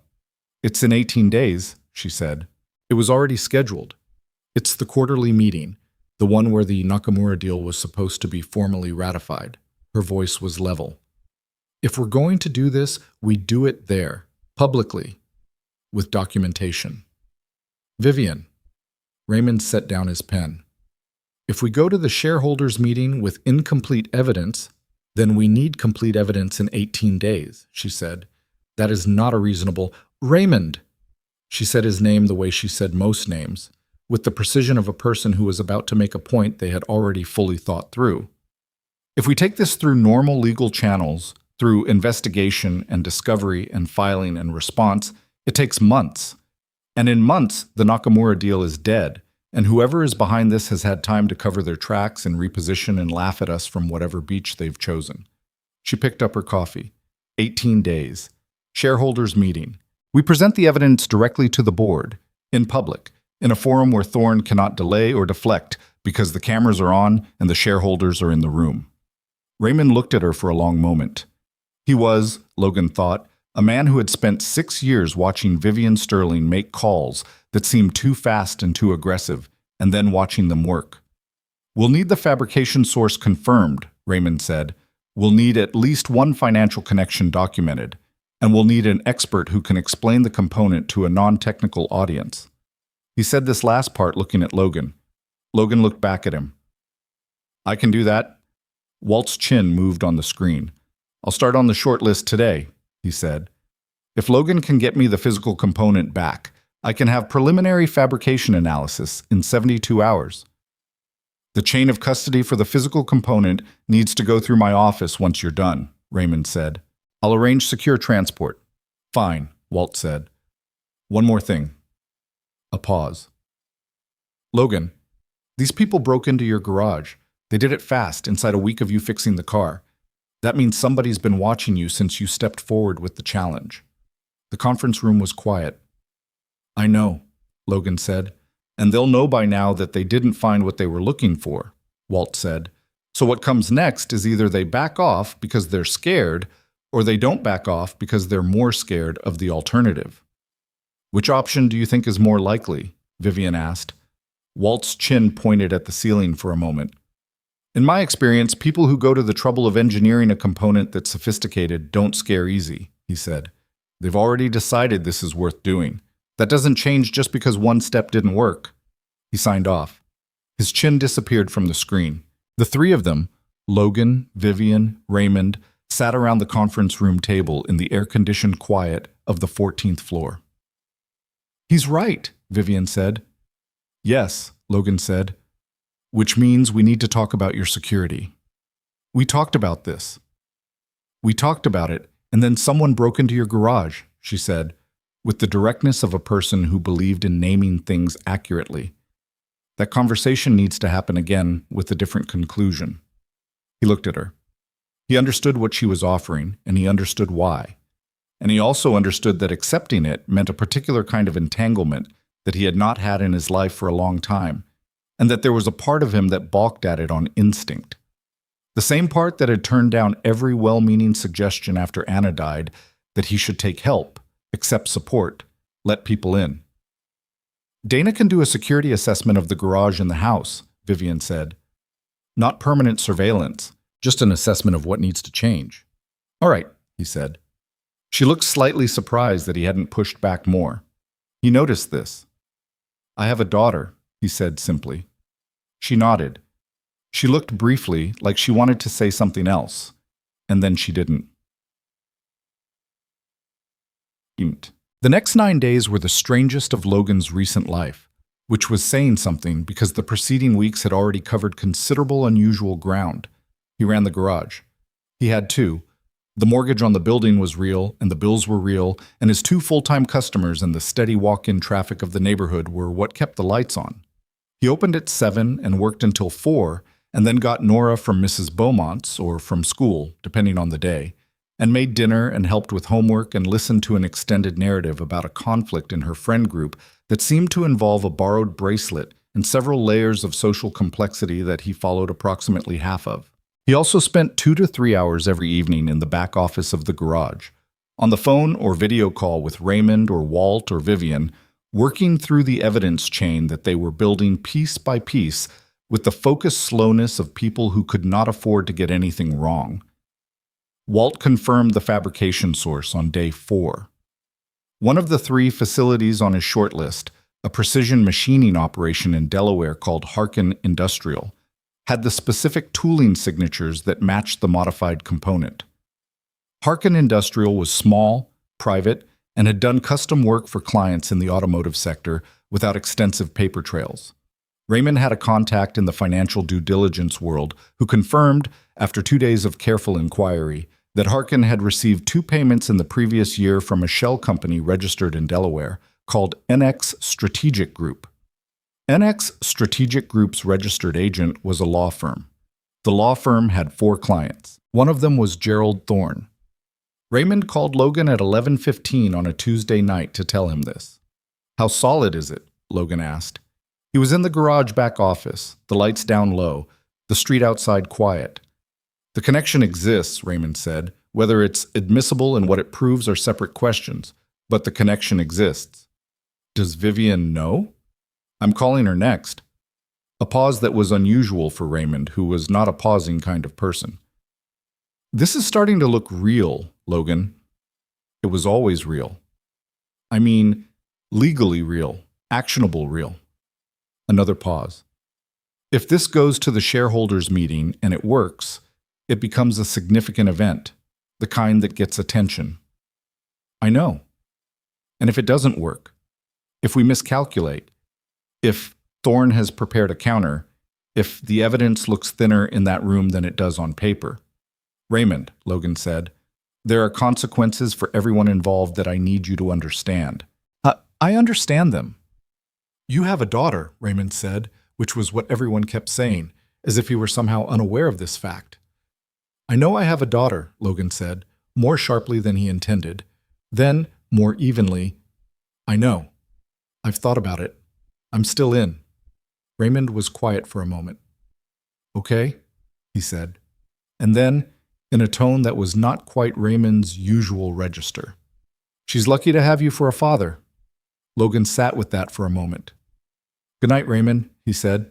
He sat in the back office for a while after that, in the dark and the quiet, with the street noise of Birchfield Avenue coming through the walls. He thought about Anna, which he did more rarely now than he once had, not because the grief had ended, but because it had changed, become a thing he carried rather than a thing that carried him. He thought about what she would have said about all of this, the sensor module and the shareholders meeting and Vivian Sterling eating a burger at Callahan's and asking Nora if kids liked booths. She would have laughed, he thought, not unkindly. She would have laughed and said, only you, Logan, I swear to everything, only you, in the way she'd said things when the world was being stranger than usual. He missed her differently at different times. He missed her competence and her laugh and the fact that she had known him well enough to find him funny.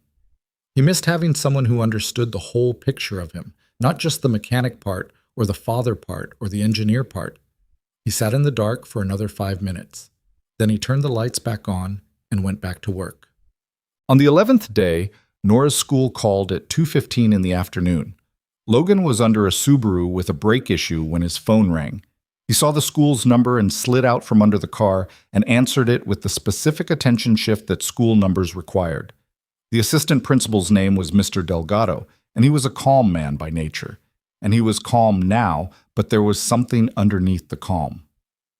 Mr. Hayes, Nora's fine. I want to say that first. The specific way parents' hearts contract when an authority figure says a child is fine before saying anything else. What happened? Logan said. There was a man outside the school at pickup this afternoon. One of our monitors asked him to leave the school property perimeter, which he did without incident. But Nora said he had been asking her questions while she was waiting for your text about your arrival time. What kind of questions? About you.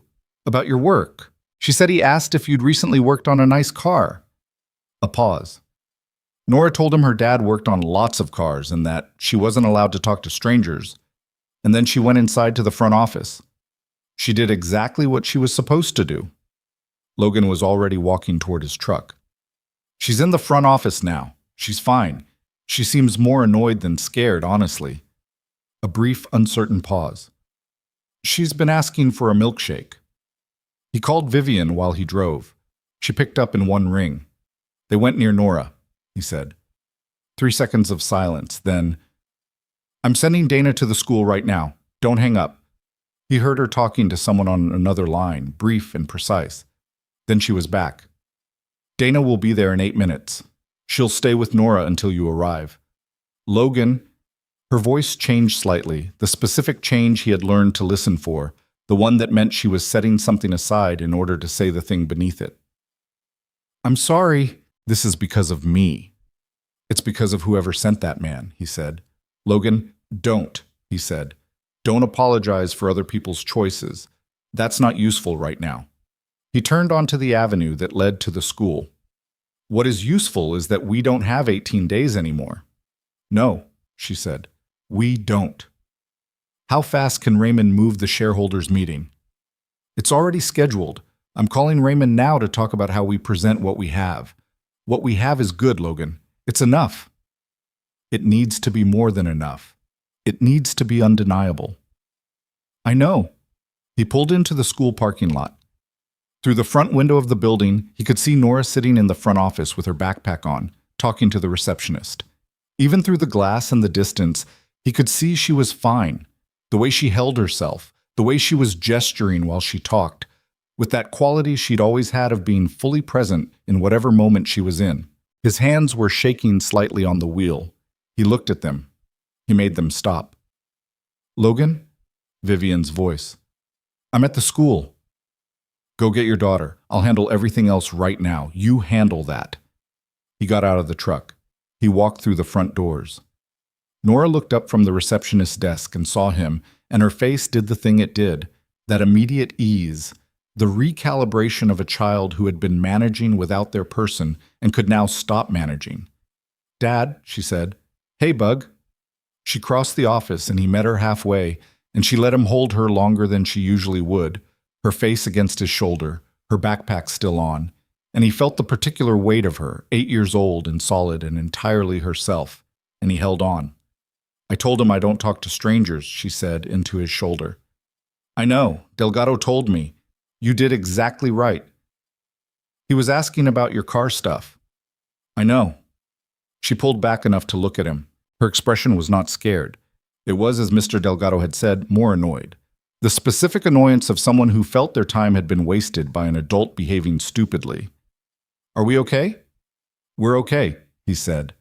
And this time, unlike that morning in the kitchen, he said it without the qualifier. Because they were. Because he was going to make sure of it. Dana arrived a minute later. She assessed the situation and the school's perimeter with the quiet efficiency that Logan had come to rely on, and she arranged for additional monitoring through her firm for the remainder of the school week. Logan drove Nora home. She got her milkshake. They stopped at the place on Fuller Street that she'd been to twice before, and she talked about the bracelet conflict, which had evolved new dimensions since morning, and about a science project due Friday, and about whether their neighbor Mrs. Beaumont's cat was becoming less hostile to her, or whether she was imagining it. He listened to all of it. He drove. He let the ordinary run of it settle over him like something protective. That night, after Nora was asleep, he sat at the kitchen table with a cup of coffee that had gone cold, and he thought about what Walt had said, about people who build something that's sophisticated, not scaring easy, about them having decided this is worth doing. He thought about that, and he thought about a man standing outside a school asking an 8-year-old about her father's work. And he thought, fine, if they wanted to make it about this, about his daughter, about Birchfield Avenue, about a life he had built quietly and without any desire for a fight, then they had chosen the wrong leverage.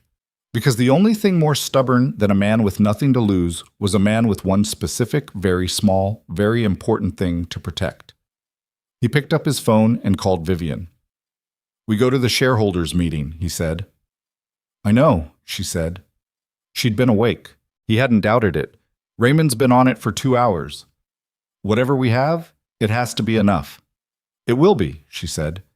And then, because she was Vivian and she did not make promises lightly, I'll make it enough. He believed her. He sat in the quiet kitchen of the house on the edge of the city, and he finished his cold coffee, and he thought about the next 7 days. The 7 days before the shareholders' meeting were the kind of days that compressed time in both directions, each hour feeling too long and the whole week feeling like it was gone before it started. Raymond worked 18-hour days without complaining about it, which Logan respected. He had assembled a presentation package that Raymond described as legally conservative but factually devastating, which was how Raymond talked about things he was confident in.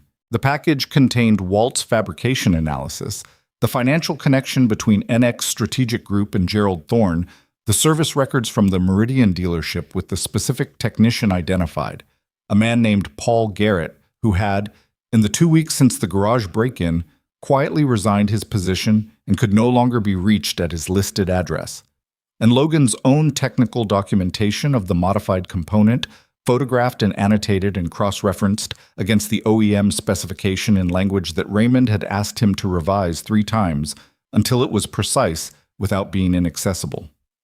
You write like an engineer, Raymond told him during the second revision session, which they conducted over video call at 10 at night.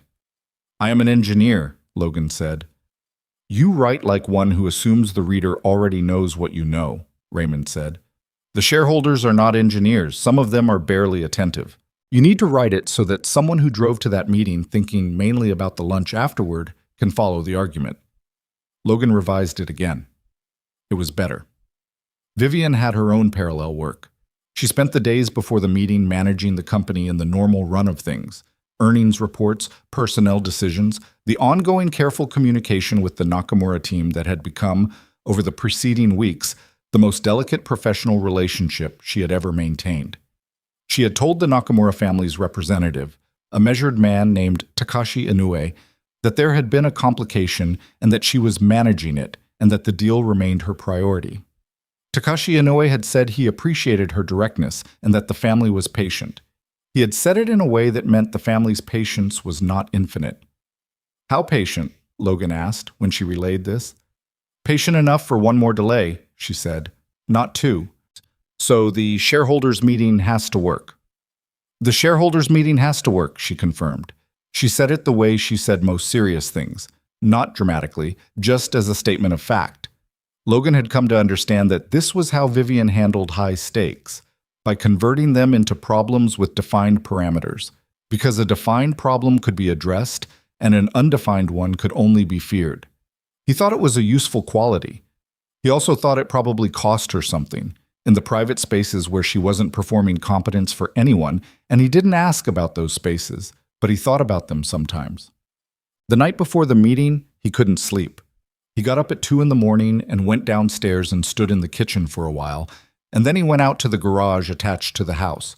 Not the shop on Birchfield, but the 2-car garage at home where he kept tools for personal projects, and where, when Nora was small and couldn't sleep, he used to take her to sit on the workbench while he sorted hardware, because the small, repetitive sounds of organizing screws and bolts by size had, for reasons neither of them could explain, reliably put her to sleep within 20 minutes.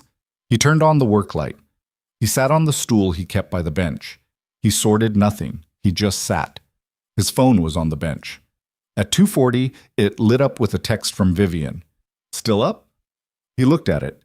He typed back, "Yes." A pause. Then, "Me too." He stared at the phone for a moment. Then he called her because it was 2:40 in the morning and the meeting was in 8 hours, and he was sitting in his garage not sleeping, and there didn't seem to be much point in the formality of text. She picked up immediately. "Hi," she said. "Hi," he said. A moment of quiet. Not uncomfortable. They had gotten past the kind of quiet that needed to be filled. "Are you ready?" she asked. "I've been ready for a week," he said. "Readiness isn't the issue." "What's the issue?" He thought about how to say it. "I've built careful things before," he said. "Good systems, correct systems, and I've watched them fail anyway because the world isn't a controlled environment." He picked up a socket wrench from the bench just to have something in his hands. "The evidence is solid. The argument is clear. That doesn't mean Thorne doesn't have something we haven't thought of." "He probably does," Vivian said.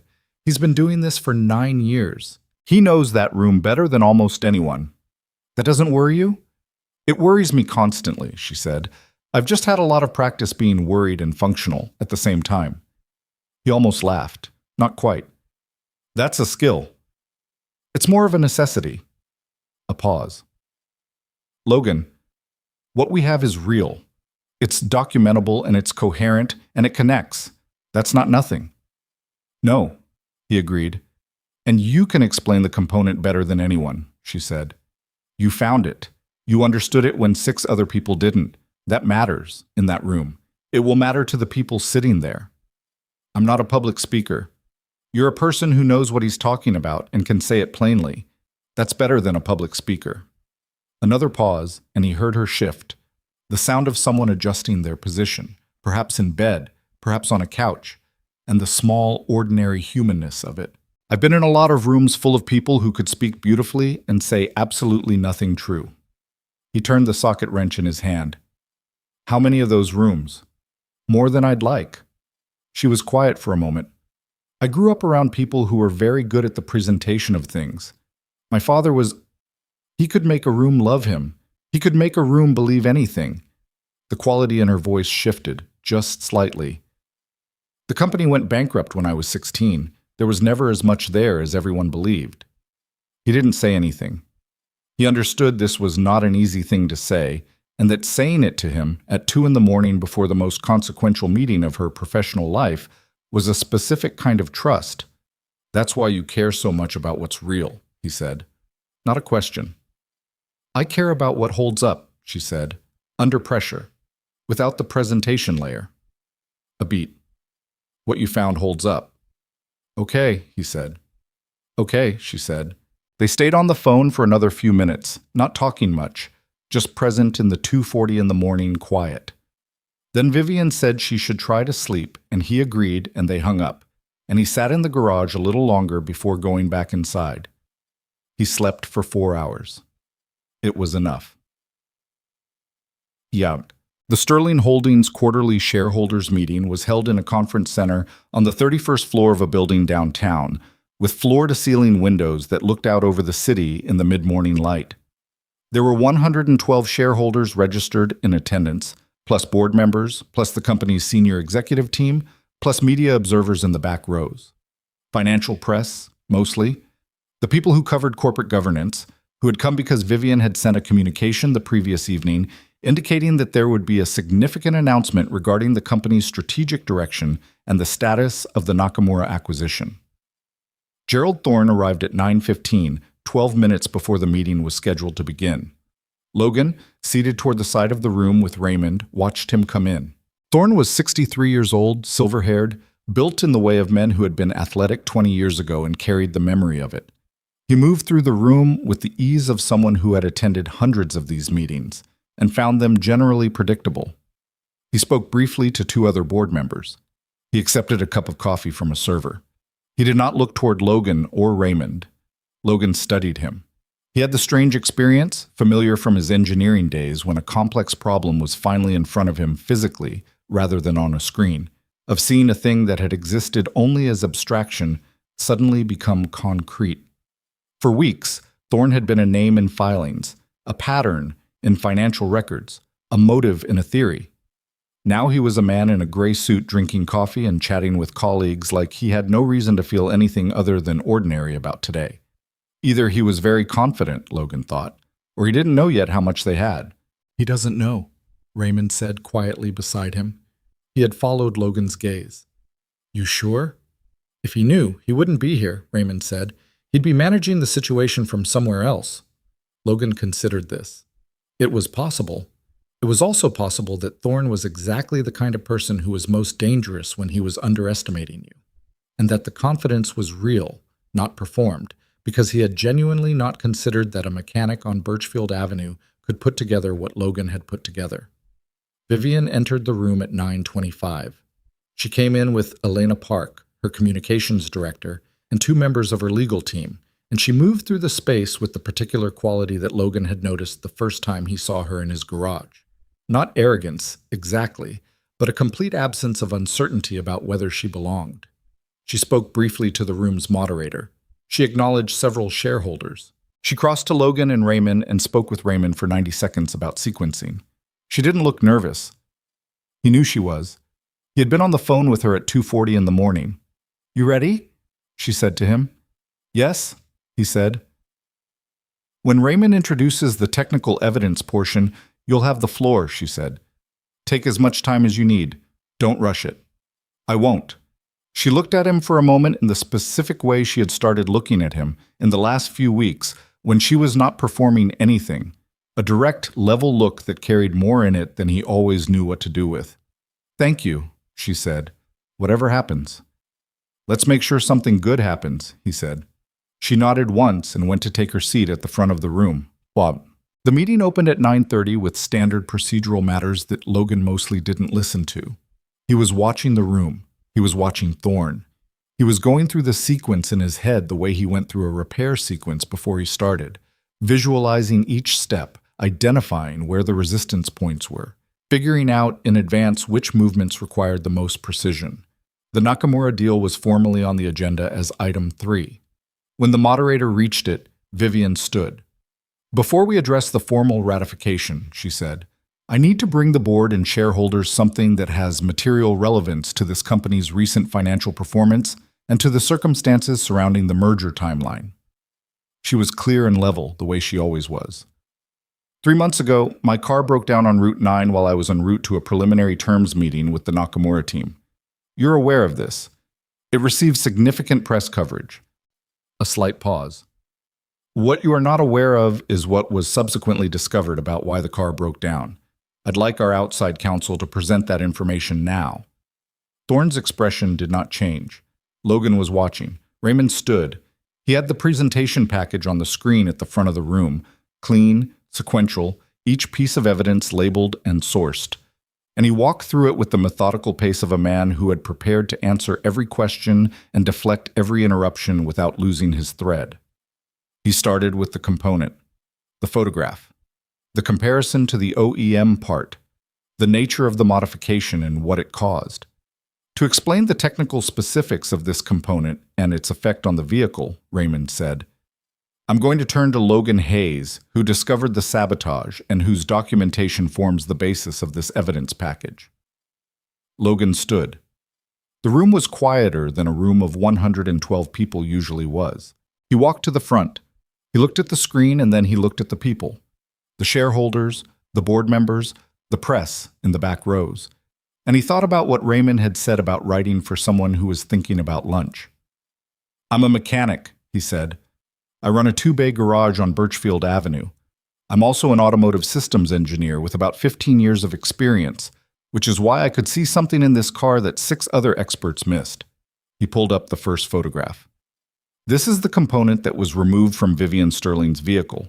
This is what the same component should look like. He pulled up the second photograph. The piece on the left is the original. The piece on the right is what replaced the critical internal element. They're the same size, the same general appearance. A standard diagnostic tool treats them as identical, but they're not. He explained what the modified component did. He explained it in the language he had revised until Raymond was satisfied. Clear, sequential, without jargon that required engineering knowledge to unpack. He watched faces as he talked. He could see people following it. He could see the moment on several faces when the understanding arrived. "Someone replaced a small internal component," he said, "with a custom fabricated piece specifically designed to send false catastrophic error signals to the vehicle's computer. The car wasn't broken. It was made to appear broken. To anyone with a standard diagnostic tool, the result looked identical to a genuine catastrophic engine failure." He paused. "It's sophisticated work. Producing that replacement piece required precision fabrication equipment and detailed knowledge of this vehicle's electronic architecture. It wasn't improvised." He nodded to Raymond, who advanced the slide. The Harkin industrial analysis came up. The fabrication source was identified through analysis of the tooling marks and material composition, Logan said. "It's a precision machining facility in Delaware called Harkin Industrial." He felt the room shift slightly. Not dramatically. Just the particular shift of people who were paying close attention and had just received a piece of information they were going to need to remember. And Harkin Industrial, Raymond continued, smoothly taking the thread, received payment through a shell company called NX Strategic Group. Raymond advanced the next slide. NX Strategic Group is registered in Delaware, and its registered agent is a law firm with 4 active clients. One of those clients is a private investment vehicle controlled by a current board member of this company. The room was very quiet now. Thorne stood. He stopped. He started again, and Logan could see the very fast recalibration happening, the man running through his options in real time. "This is an extraordinary set of allegations based on what appears to be a chain of circumstantial connections." "The financial records are in the package," Raymond said, without heat. Pages 11 through 19. "A shared law firm is not evidence of anything." "Gerald," Vivian's voice cut through the room. Not loud. It didn't need to be. "Sit down." Thorne looked at her. He was a man who had spent 9 years on this board and considerably longer in rooms where power expressed itself through volume and position. He was not accustomed to being told to sit down. He didn't sit. "I would like to know," said a woman's voice from the shareholder section, "what Harkin Industrial's other clients look like." She was a shareholder named Margaret Osei, who Logan had looked up because Raymond had told him she was one of the sharpest people in the room and was likely to ask the best questions.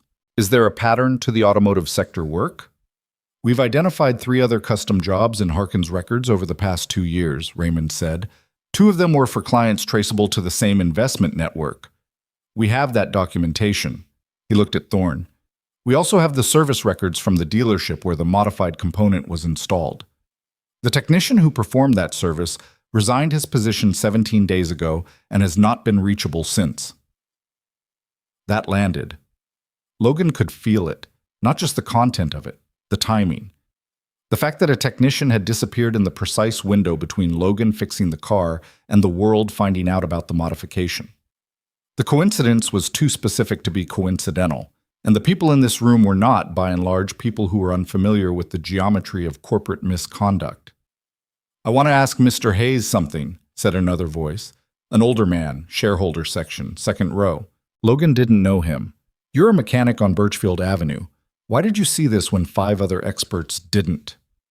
Logan looked at the man. "Because I wasn't looking for what was wrong with the car," he said. "Everyone else was trying to confirm what the diagnostic was telling them.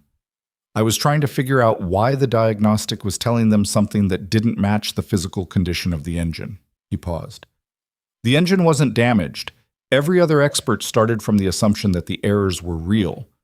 I started from the assumption that they might not be." "Why did you start from that assumption?" "Because the failure pattern was wrong," Logan said. "In a real mechanical failure, there's a sequence. One thing goes, and it creates conditions that cause other things to go. What I was seeing was multiple simultaneous failures across unconnected systems. That doesn't happen. Not naturally." He looked at the man steadily. "It only happens if something is making it happen." The room was quiet. Then Margaret Osei said, "I'd like to move for an independent investigation." She said it the way people said things when they had already decided and were simply performing the procedure correctly. "An external forensic firm not connected to any party in this room to review the complete evidence package and the financial records of any board member with a connection to the identified investment network." Several voices agreed immediately. Thorne said, "This is a coordinated attack on my reputation by a CEO who is trying to deflect attention from her own failures. Gerald." A board member named Susan Park, who had been on the board for 12 years and who Logan had also looked up, spoke from her seat without standing, which somehow made it more devastating. "Stop." The words sat in the room. Thorne stopped.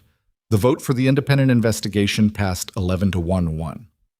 Logan was in the hallway outside the conference room when it was over, the kind of hallway that corporate buildings built to look important.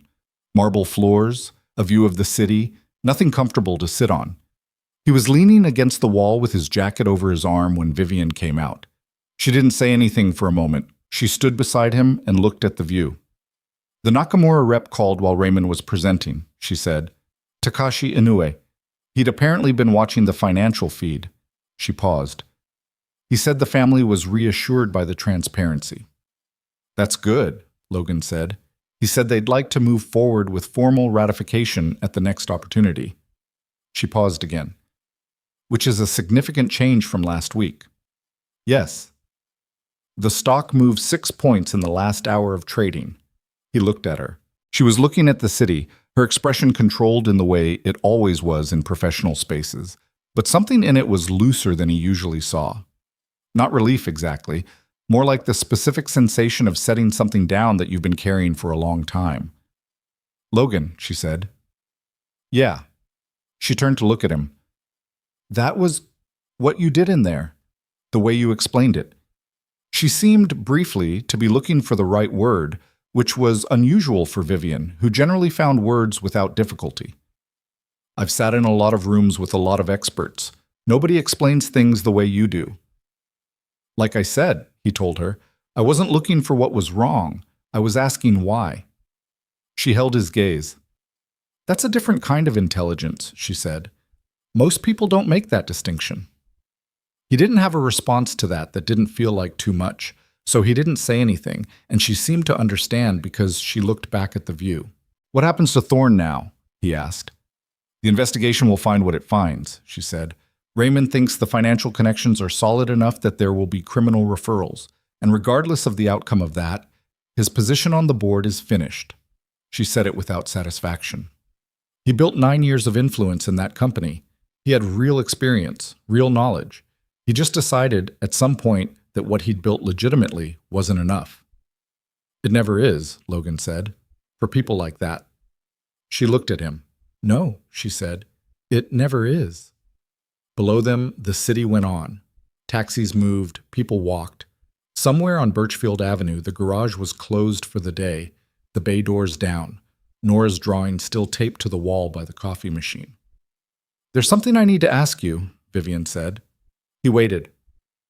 "I want to offer you a position," she said, "leading the technology division. Full authority over the engineering agenda, competitive compensation, the resources to actually pursue the kind of work you were doing at Corrigan." She said it directly, which was the only way Vivian said important things. "You have the background. You have the instincts.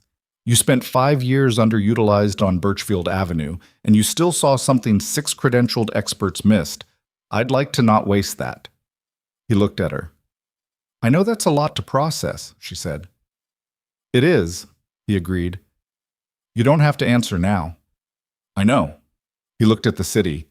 He thought about the offer the way he thought about complex problems, methodically, turning it to see each face. The resources, the scope, the challenge of it, the things it would mean, the things it would cost. "Can I tell you something?" "Yes." "The 5 years on Birchfield Avenue," he said. "I know how it looks from the outside. I know it looks like time I lost, or work I wasted, or capability I set aside." He turned the jacket over his arm.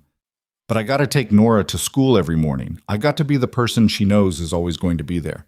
I got to watch her figure out who she is." He paused. "I don't know how to weigh that against a technology division." Vivian was very still. "I'm not saying no," he said. "I'm saying I need to think about what yes actually means before I say it." "That's fair," she said.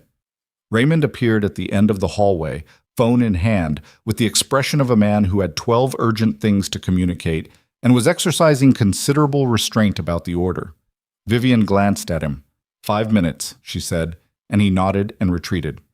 "Whatever you decide," she said to Logan. "What you did, what you saw, what you built, what you were willing to risk. That mattered. It changed something real." She held his gaze. "I want you to know that I know that." He looked at her. She was standing at the marble hallway with the city behind her and the professional armor slightly down, the way it had been at 2:40 in the morning and the way it had been when she asked if kids liked booths. And he thought about the gap between who a person was and who they let themselves be seen to be, and how occasionally, in the right circumstances, those things got close enough to touch. "I know," he said. Raymond appeared again. Vivian straightened, and the professional composure settled back into place, and she was already thinking about the next thing, which was the correct thing to be thinking about. She moved toward Raymond. Logan pushed off the wall and put his jacket on. He pulled out his phone. He texted Mrs. Beaumont. "Done early. I'll pick up Nora." The thumbs up came back in 6 seconds, then the heart emoji. He took the elevator down to the lobby and walked out into the afternoon. He picked up Nora from Mrs. Beaumont's at 4 in the afternoon, and she came out of the front door still wearing her backpack, which meant she hadn't fully settled in yet, which meant some part of her had been waiting. She didn't say that. She just came down the porch steps and got in the truck and looked at him with the assessment eyes she'd had since she was about 3 years old. "Well?" she said. "Well, what?" "Dad?" She put her seatbelt on with the energy of someone exercising patience. "You've been doing the thing all week where you make dinner but you're not really there while you're making it. I figured it was the meeting." He pulled away from the curb. "The meeting went well." "How well?" "Well enough," he said. "The people who needed to be held accountable are going to be held accountable. Vivian's deal is going to go through." Nora considered this. "And the car thing is done?" "The car thing is done." She looked out the window. The afternoon was clear, the kind of mid-season afternoon that couldn't decide whether it was the end of something or the beginning of something else, the light coming in sideways and warm. "Are you going to go back to just being the garage?" He glanced at her. "What do you mean, just being the garage?" "I mean," she made a gesture that was vaguely expansive. "You were doing important stuff, the kind you used to do, before." She said the before in the careful way she sometimes said things that touched the edges of a subject they both navigated carefully. "Is it weird to go back to the garage after all that?" Logan was quiet for a moment, steering through the afternoon traffic. He thought about the offer Vivian had made in the marble hallway. He had been thinking about it, in the background of everything else since she'd said it, the way you think about something you're not ready to think about directly yet. Do you think the garage isn't important? He asked. No, Nora said immediately. That's not what I said. What did you say? She picked at a loose thread on her backpack strap. I said, I don't know. I just noticed you were more alive this month, like a different version of you. She paused. A version I haven't seen before. He drove for a block without responding. Then he said, I've been thinking about that. Okay, she said. She didn't push further because Nora had inherited, from one parent or the other, or from some synthesis of both, the ability to know when to wait. They drove home. He made pasta for dinner, and this time he was present while he was making it. She was right. He had been elsewhere all week, and he noticed the difference himself, the way the ordinary texture of an evening could be fully inhabited or only half inhabited, and how much that mattered.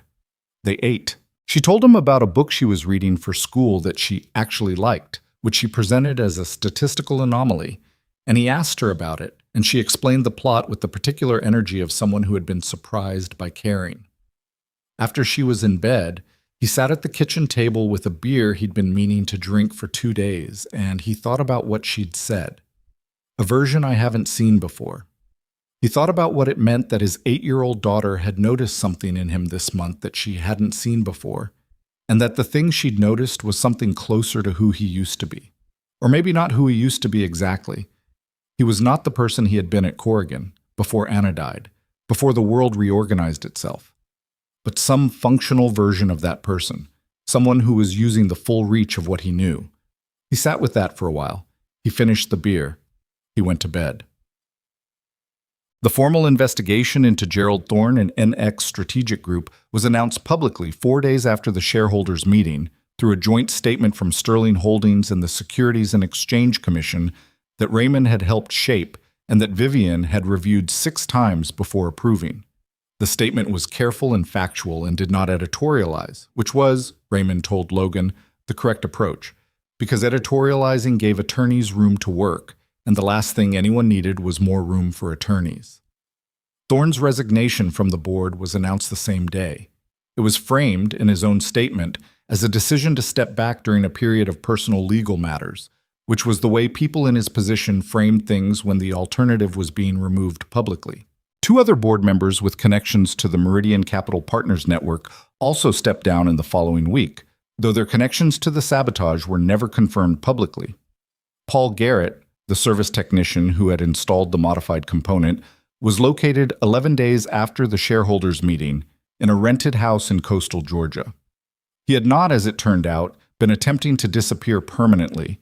He had been, as Raymond put it to Logan over the phone, a frightened man who panicked rather than a sophisticated co-conspirator, which was a meaningful distinction legally and which ultimately resulted in Garrett cooperating fully with investigators in exchange for considerations that Raymond declined to specify, but that clearly meant a significantly better outcome than he otherwise would have faced. His cooperation produced, among other things, a direct record of the instruction to install the component, which had come through a third party connected to Thorne's network, and which closed the evidentiary gap that Raymond had worried about.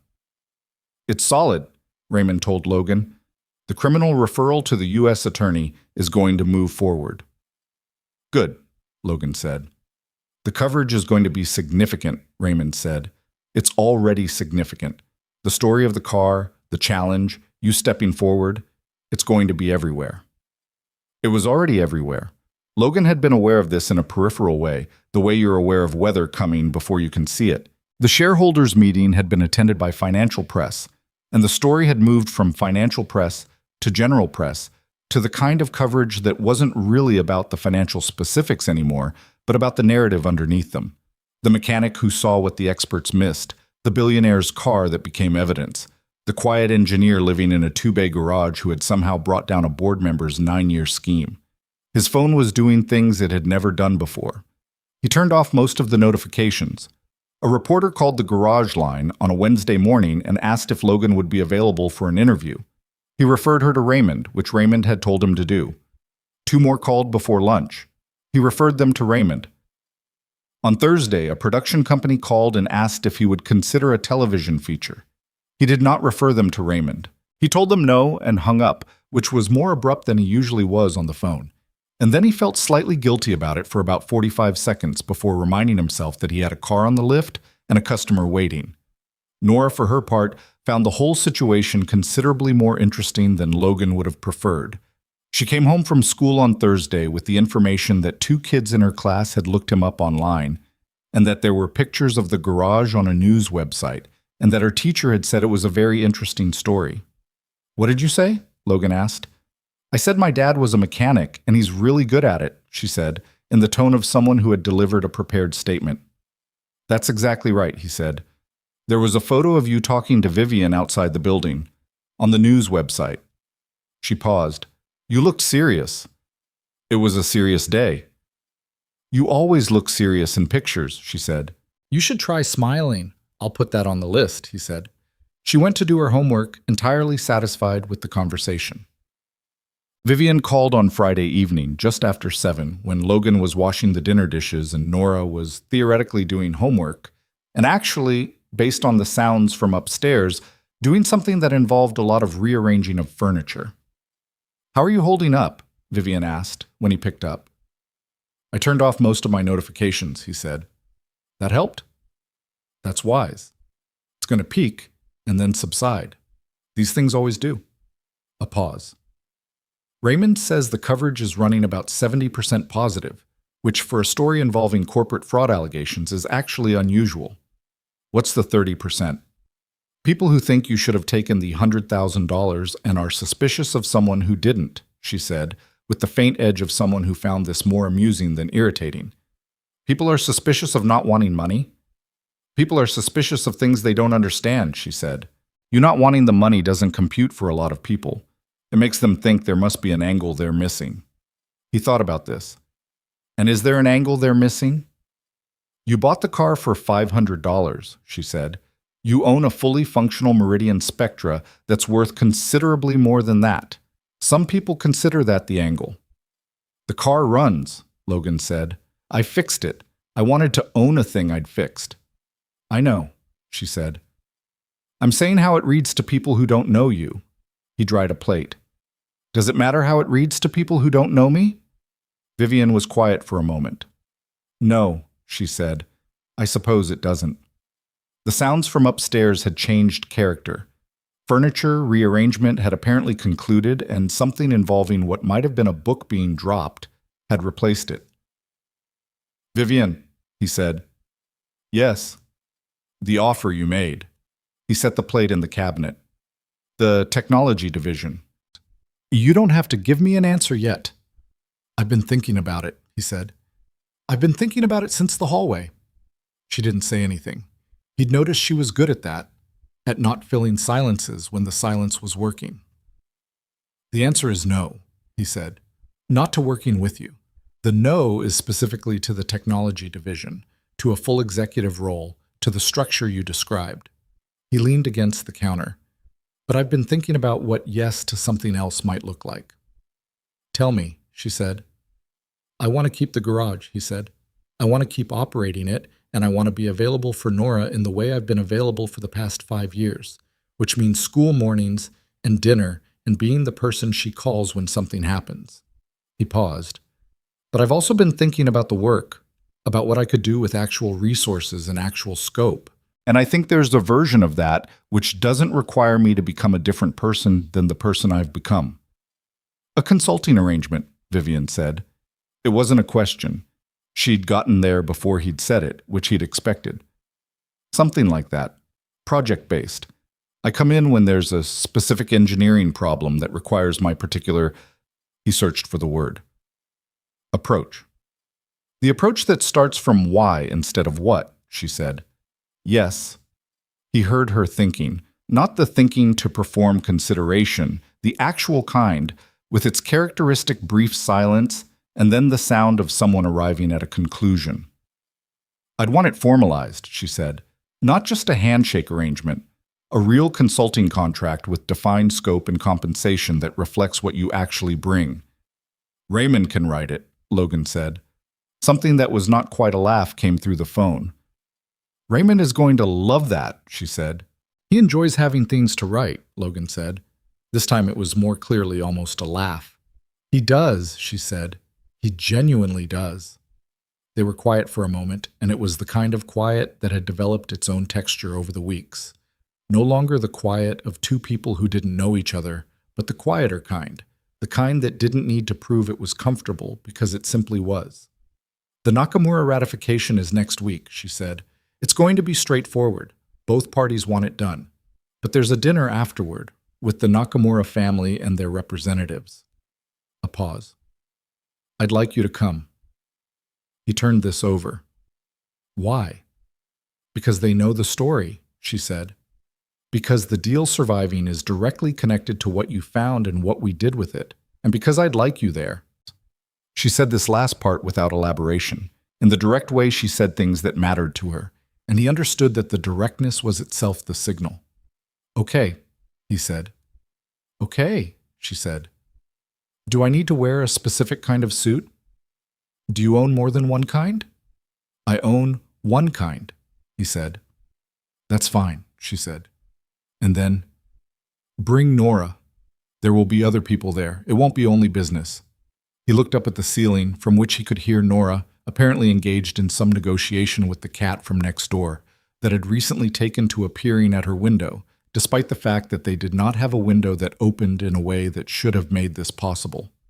She'll want to wear the soccer jersey, he said. Tell her to wear the nice one, Vivian said. The one without the grass stain. He paused.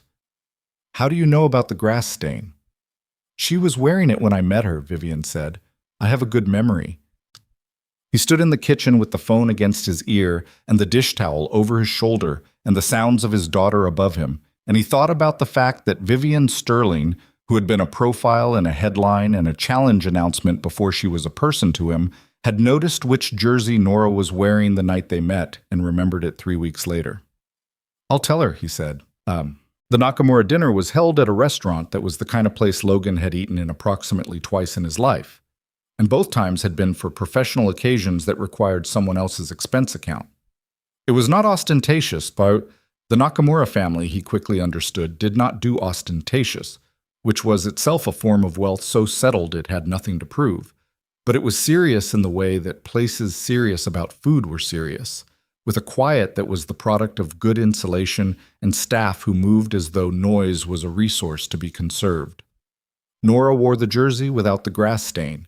She also wore, under protest, the cardigan that Logan had suggested and then had to negotiate for, and she had put her hair up herself, which produced a result that was genuinely trying and only slightly chaotic, and Logan had not said anything about the chaos because trying was the thing that mattered.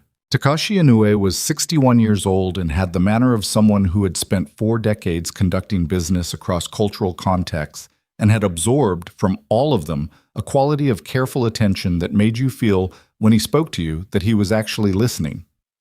He shook Logan's hand at the beginning of the evening and said, I've read about what you found, and the way he said it was not the way most people said it, with the celebrity of the moment energy that Logan had been navigating for 2 weeks.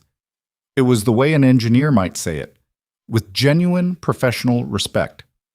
You had background in this kind of system, Takashi said, at Corrigan. Yes, Logan said. Corrigan had a very good engineering culture, Takashi said. We looked at a partnership with them years ago, before the financial difficulties. He paused. It's a shame what happened to them. Yes, Logan said. It was.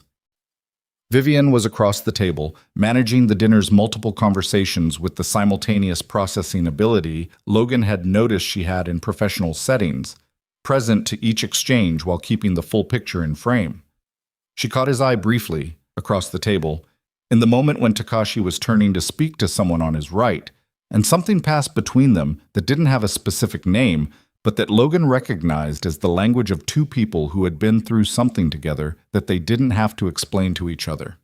Nora, seated beside Logan, was engaged in a focused conversation with a woman named Keiko, who was Takashi's daughter and who handled the family's international communications, and who had, within about 8 minutes of sitting down, identified that Nora was someone worth talking to and directed her full attention accordingly. They were discussing, from what Logan could hear, something to do with the specific mechanics of bicycle gears, which Keiko apparently knew about from a cycling period in her 20s, and which Nora apparently found relevant to a problem she'd been having with her bike for 3 weeks.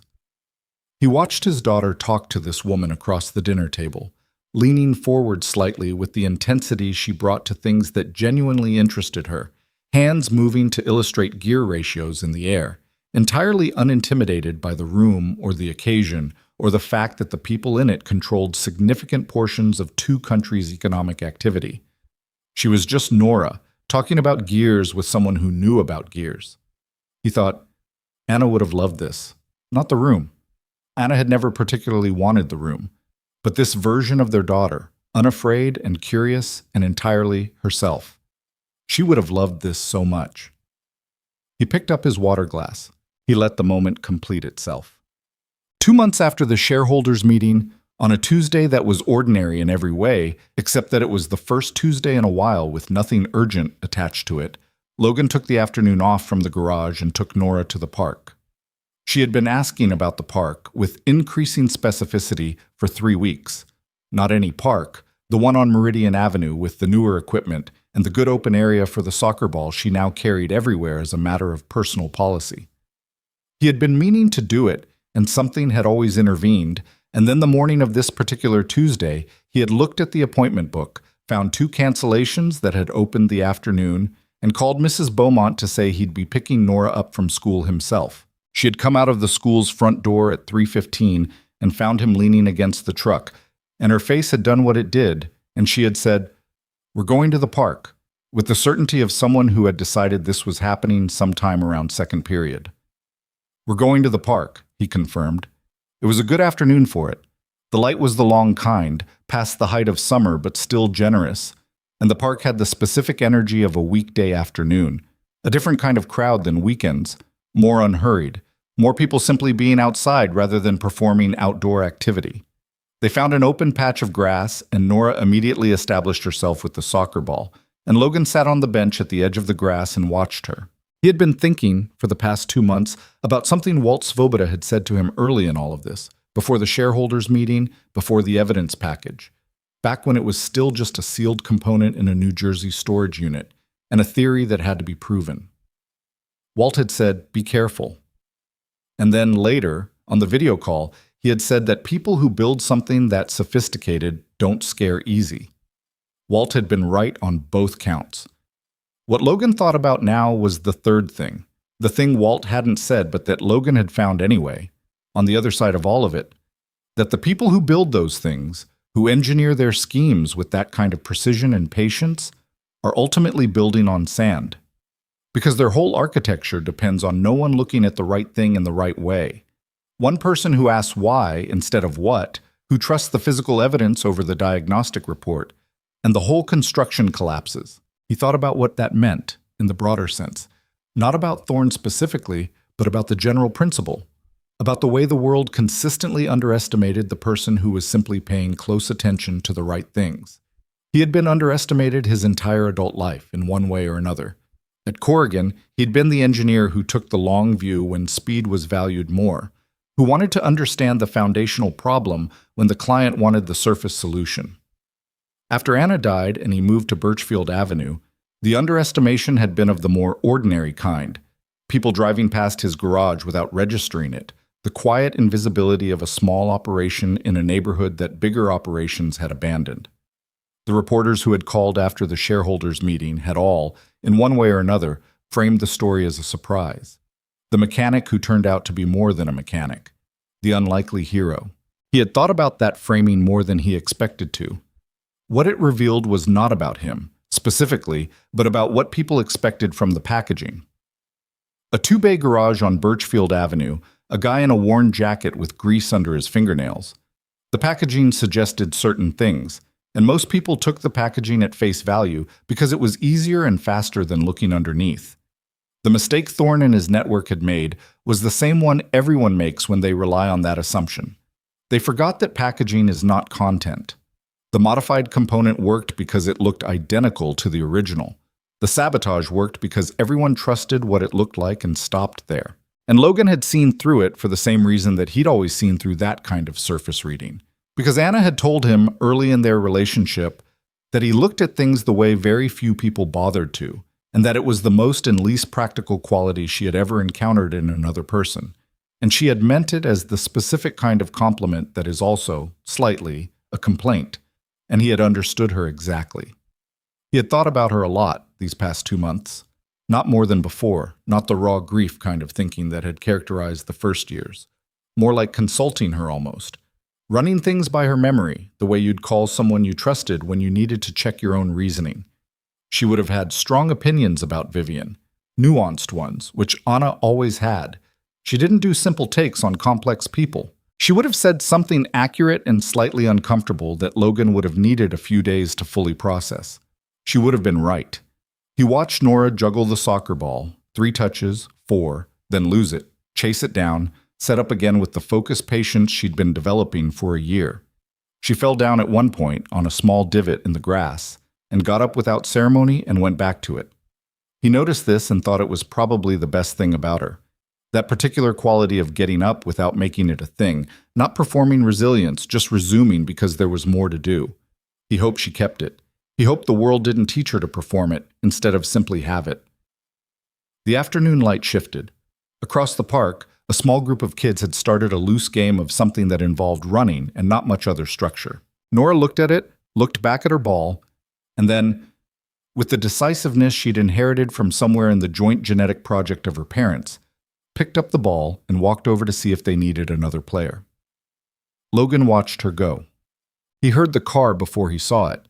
Not because he was listening for it, but because the engine had a particular sound that he had made himself responsible for. And you remember the sounds of things you've worked on. The Spectra pulled into the small lot adjacent to the park, and Vivian got out. And she was not in the corporate presentation version. No heels, no structured jacket, jeans, a light jacket, hair not precisely arranged. She walked toward him with the slightly uncertain quality he had come to recognize as what Vivian looked like in situations that hadn't been planned, and she stopped at the bench and looked at him. "Clara said you took the afternoon off," she said. "I did," he said. "I was in the area." She paused. "I wanted to talk to you about something." "Sit down," he said. She sat. Not the way she sat in conference rooms with the alert posture of professional readiness. She sat the way people sat on park benches, slightly settled, shoulders down. Across the park, Nora had been incorporated into the loose game and was apparently running, from what Logan could see, with characteristic purpose. "The Nakamura deal closed this morning," Vivian said. "I know. Raymond texted me. The stock is at 121. She was quiet for a moment. "The highest it's been in 2 years. "That's good," he said. "Yes." She looked at the park. "Raymond finalized your consulting contract. It's ready to sign whenever you're ready." "I'll sign it this week." She nodded. Then she was quiet in a way that suggested the Nakamura deal and the contract weren't the things she'd come to talk about. He waited. "I wanted to tell you something," she said. "And I wasn't sure how to say it in a professional context, which is the only context I'm reliably good at." She looked at her hands, which were in her lap. "So I thought I'd say it here." "Okay," he said. "Before all of this," she said, "I was managing a company well, and I was making money, and I was winning by every measurable standard I'd built my life around." She paused. "And I was also doing something I hadn't fully admitted to myself, which was conducting every human relationship in my life at the same distance I maintain in a contract negotiation. Because the distance was safe. Because nothing could destabilize me if nothing was close enough to matter." He looked at her. "What you found in that car," she said, "wasn't just evidence of a crime. It changed the terms of something for me. Because you were paying attention, not for a reward, not for the credit, not for any angle that I could identify. And I'm very good at finding the angle." She turned to look at him. "I couldn't find yours because it wasn't there." "I was paying attention because the thing was wrong," he said. "Because something that should have made sense didn't make sense." "I know," she said. "That's what I mean." She looked away again toward the park, where Nora was now apparently in possession of someone else's ball and running with it. "Most people don't operate like that. Most people in my world operate from transaction, even the ones who think they don't. She paused. You don't. And it made me realize that I'd been operating from transaction for so long that I'd almost forgotten there was another way. Logan was quiet.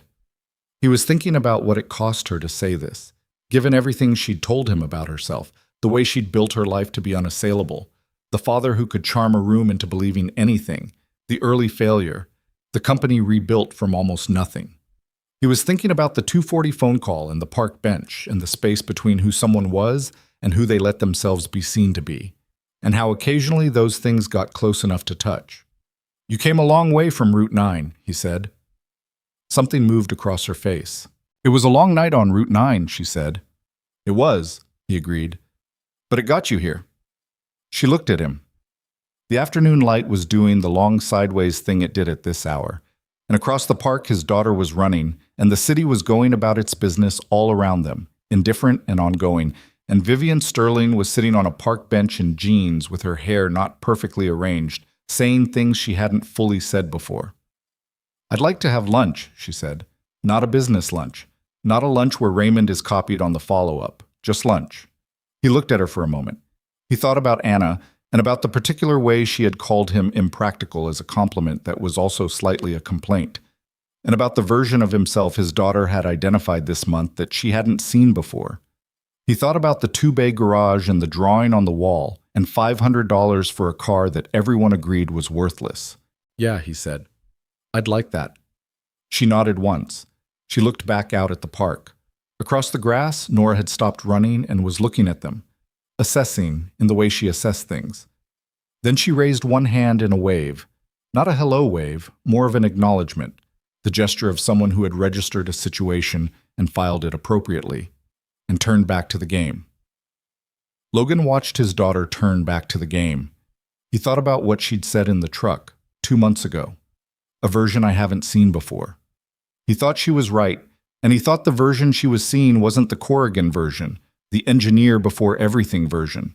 It was something newer, something that had been made out of the garage and the years with her and the Tuesday afternoons at the park and the one strange month that had started on Route 9 in the rain. He thought you could spend a lot of time trying to figure out which version of yourself was the real one and miss the fact that you were building it the whole time, that the real one was always the current one, made from the sum of what you'd done and who you'd let in and what you'd paid attention to. He had paid attention to the right thing at the right moment because that was how he was made. And it had led here to a shareholders' meeting and a consulting contract and a closed deal and a Tuesday afternoon in the park. Small things and large things, tangled together the way life tangled them, without regard for which category they were supposed to belong to. He thought there was something worth saying in that. Not a lesson, exactly. He was suspicious of the clean lesson, the tidy conclusion, the story that knew too precisely what it meant, but something closer to an observation about the way significance traveled. It didn't announce itself. It arrived in the packaging of the ordinary, a car on the side of a highway, a sealed component in a plastic bag, a drawing taped to a wall, a woman on a park bench saying things she hadn't found a professional context for. You had to be paying attention, was the thing. You had to be the kind of person who looked underneath the surface reading who asked why when everyone else stopped at what. Not because it made you exceptional. Logan had spent enough time now not feeling exceptional to know that the word fit badly, but because the world constantly and quietly rewarded the person who bothered to look. He had looked. The rest had followed from that. On the bench beside him, Vivian was quiet, watching the park, and the quiet was the comfortable kind. Across the grass, Nora scored something. He could tell from the way she raised both arms, the same gesture as the photograph on the About page of the garage website, both fists in the air like she had won something. Maybe she had. She usually thought so. He smiled. He didn't try to stop it. The afternoon ran out slowly, the way good afternoons did, without hurry. The light went from sideways to low. The other kids in the park drifted away by ones and twos, called home, and Nora came walking back across the grass with her soccer ball and her untucked jersey, and her hair falling back out of the attempt, cheeks red from running, with the expression of a person who had used the afternoon correctly. She looked at the two of them on the bench. She looked at Logan. She looked at Vivian. "Are we getting dinner?" she said. Vivian looked at Logan. Logan looked at his daughter. "Yeah," he said. "We're getting dinner." Nora considered the available options with the seriousness this deserved. "Callahan's?" she said. "Callahan's," Vivian said, before Logan could answer. And then to Nora, with something in her voice that was close to but not quite the same as her professional register, something warmer, less certain, more actual. "They have a milkshake menu." "A whole separate one," Nora said with great satisfaction. "Just for milkshakes."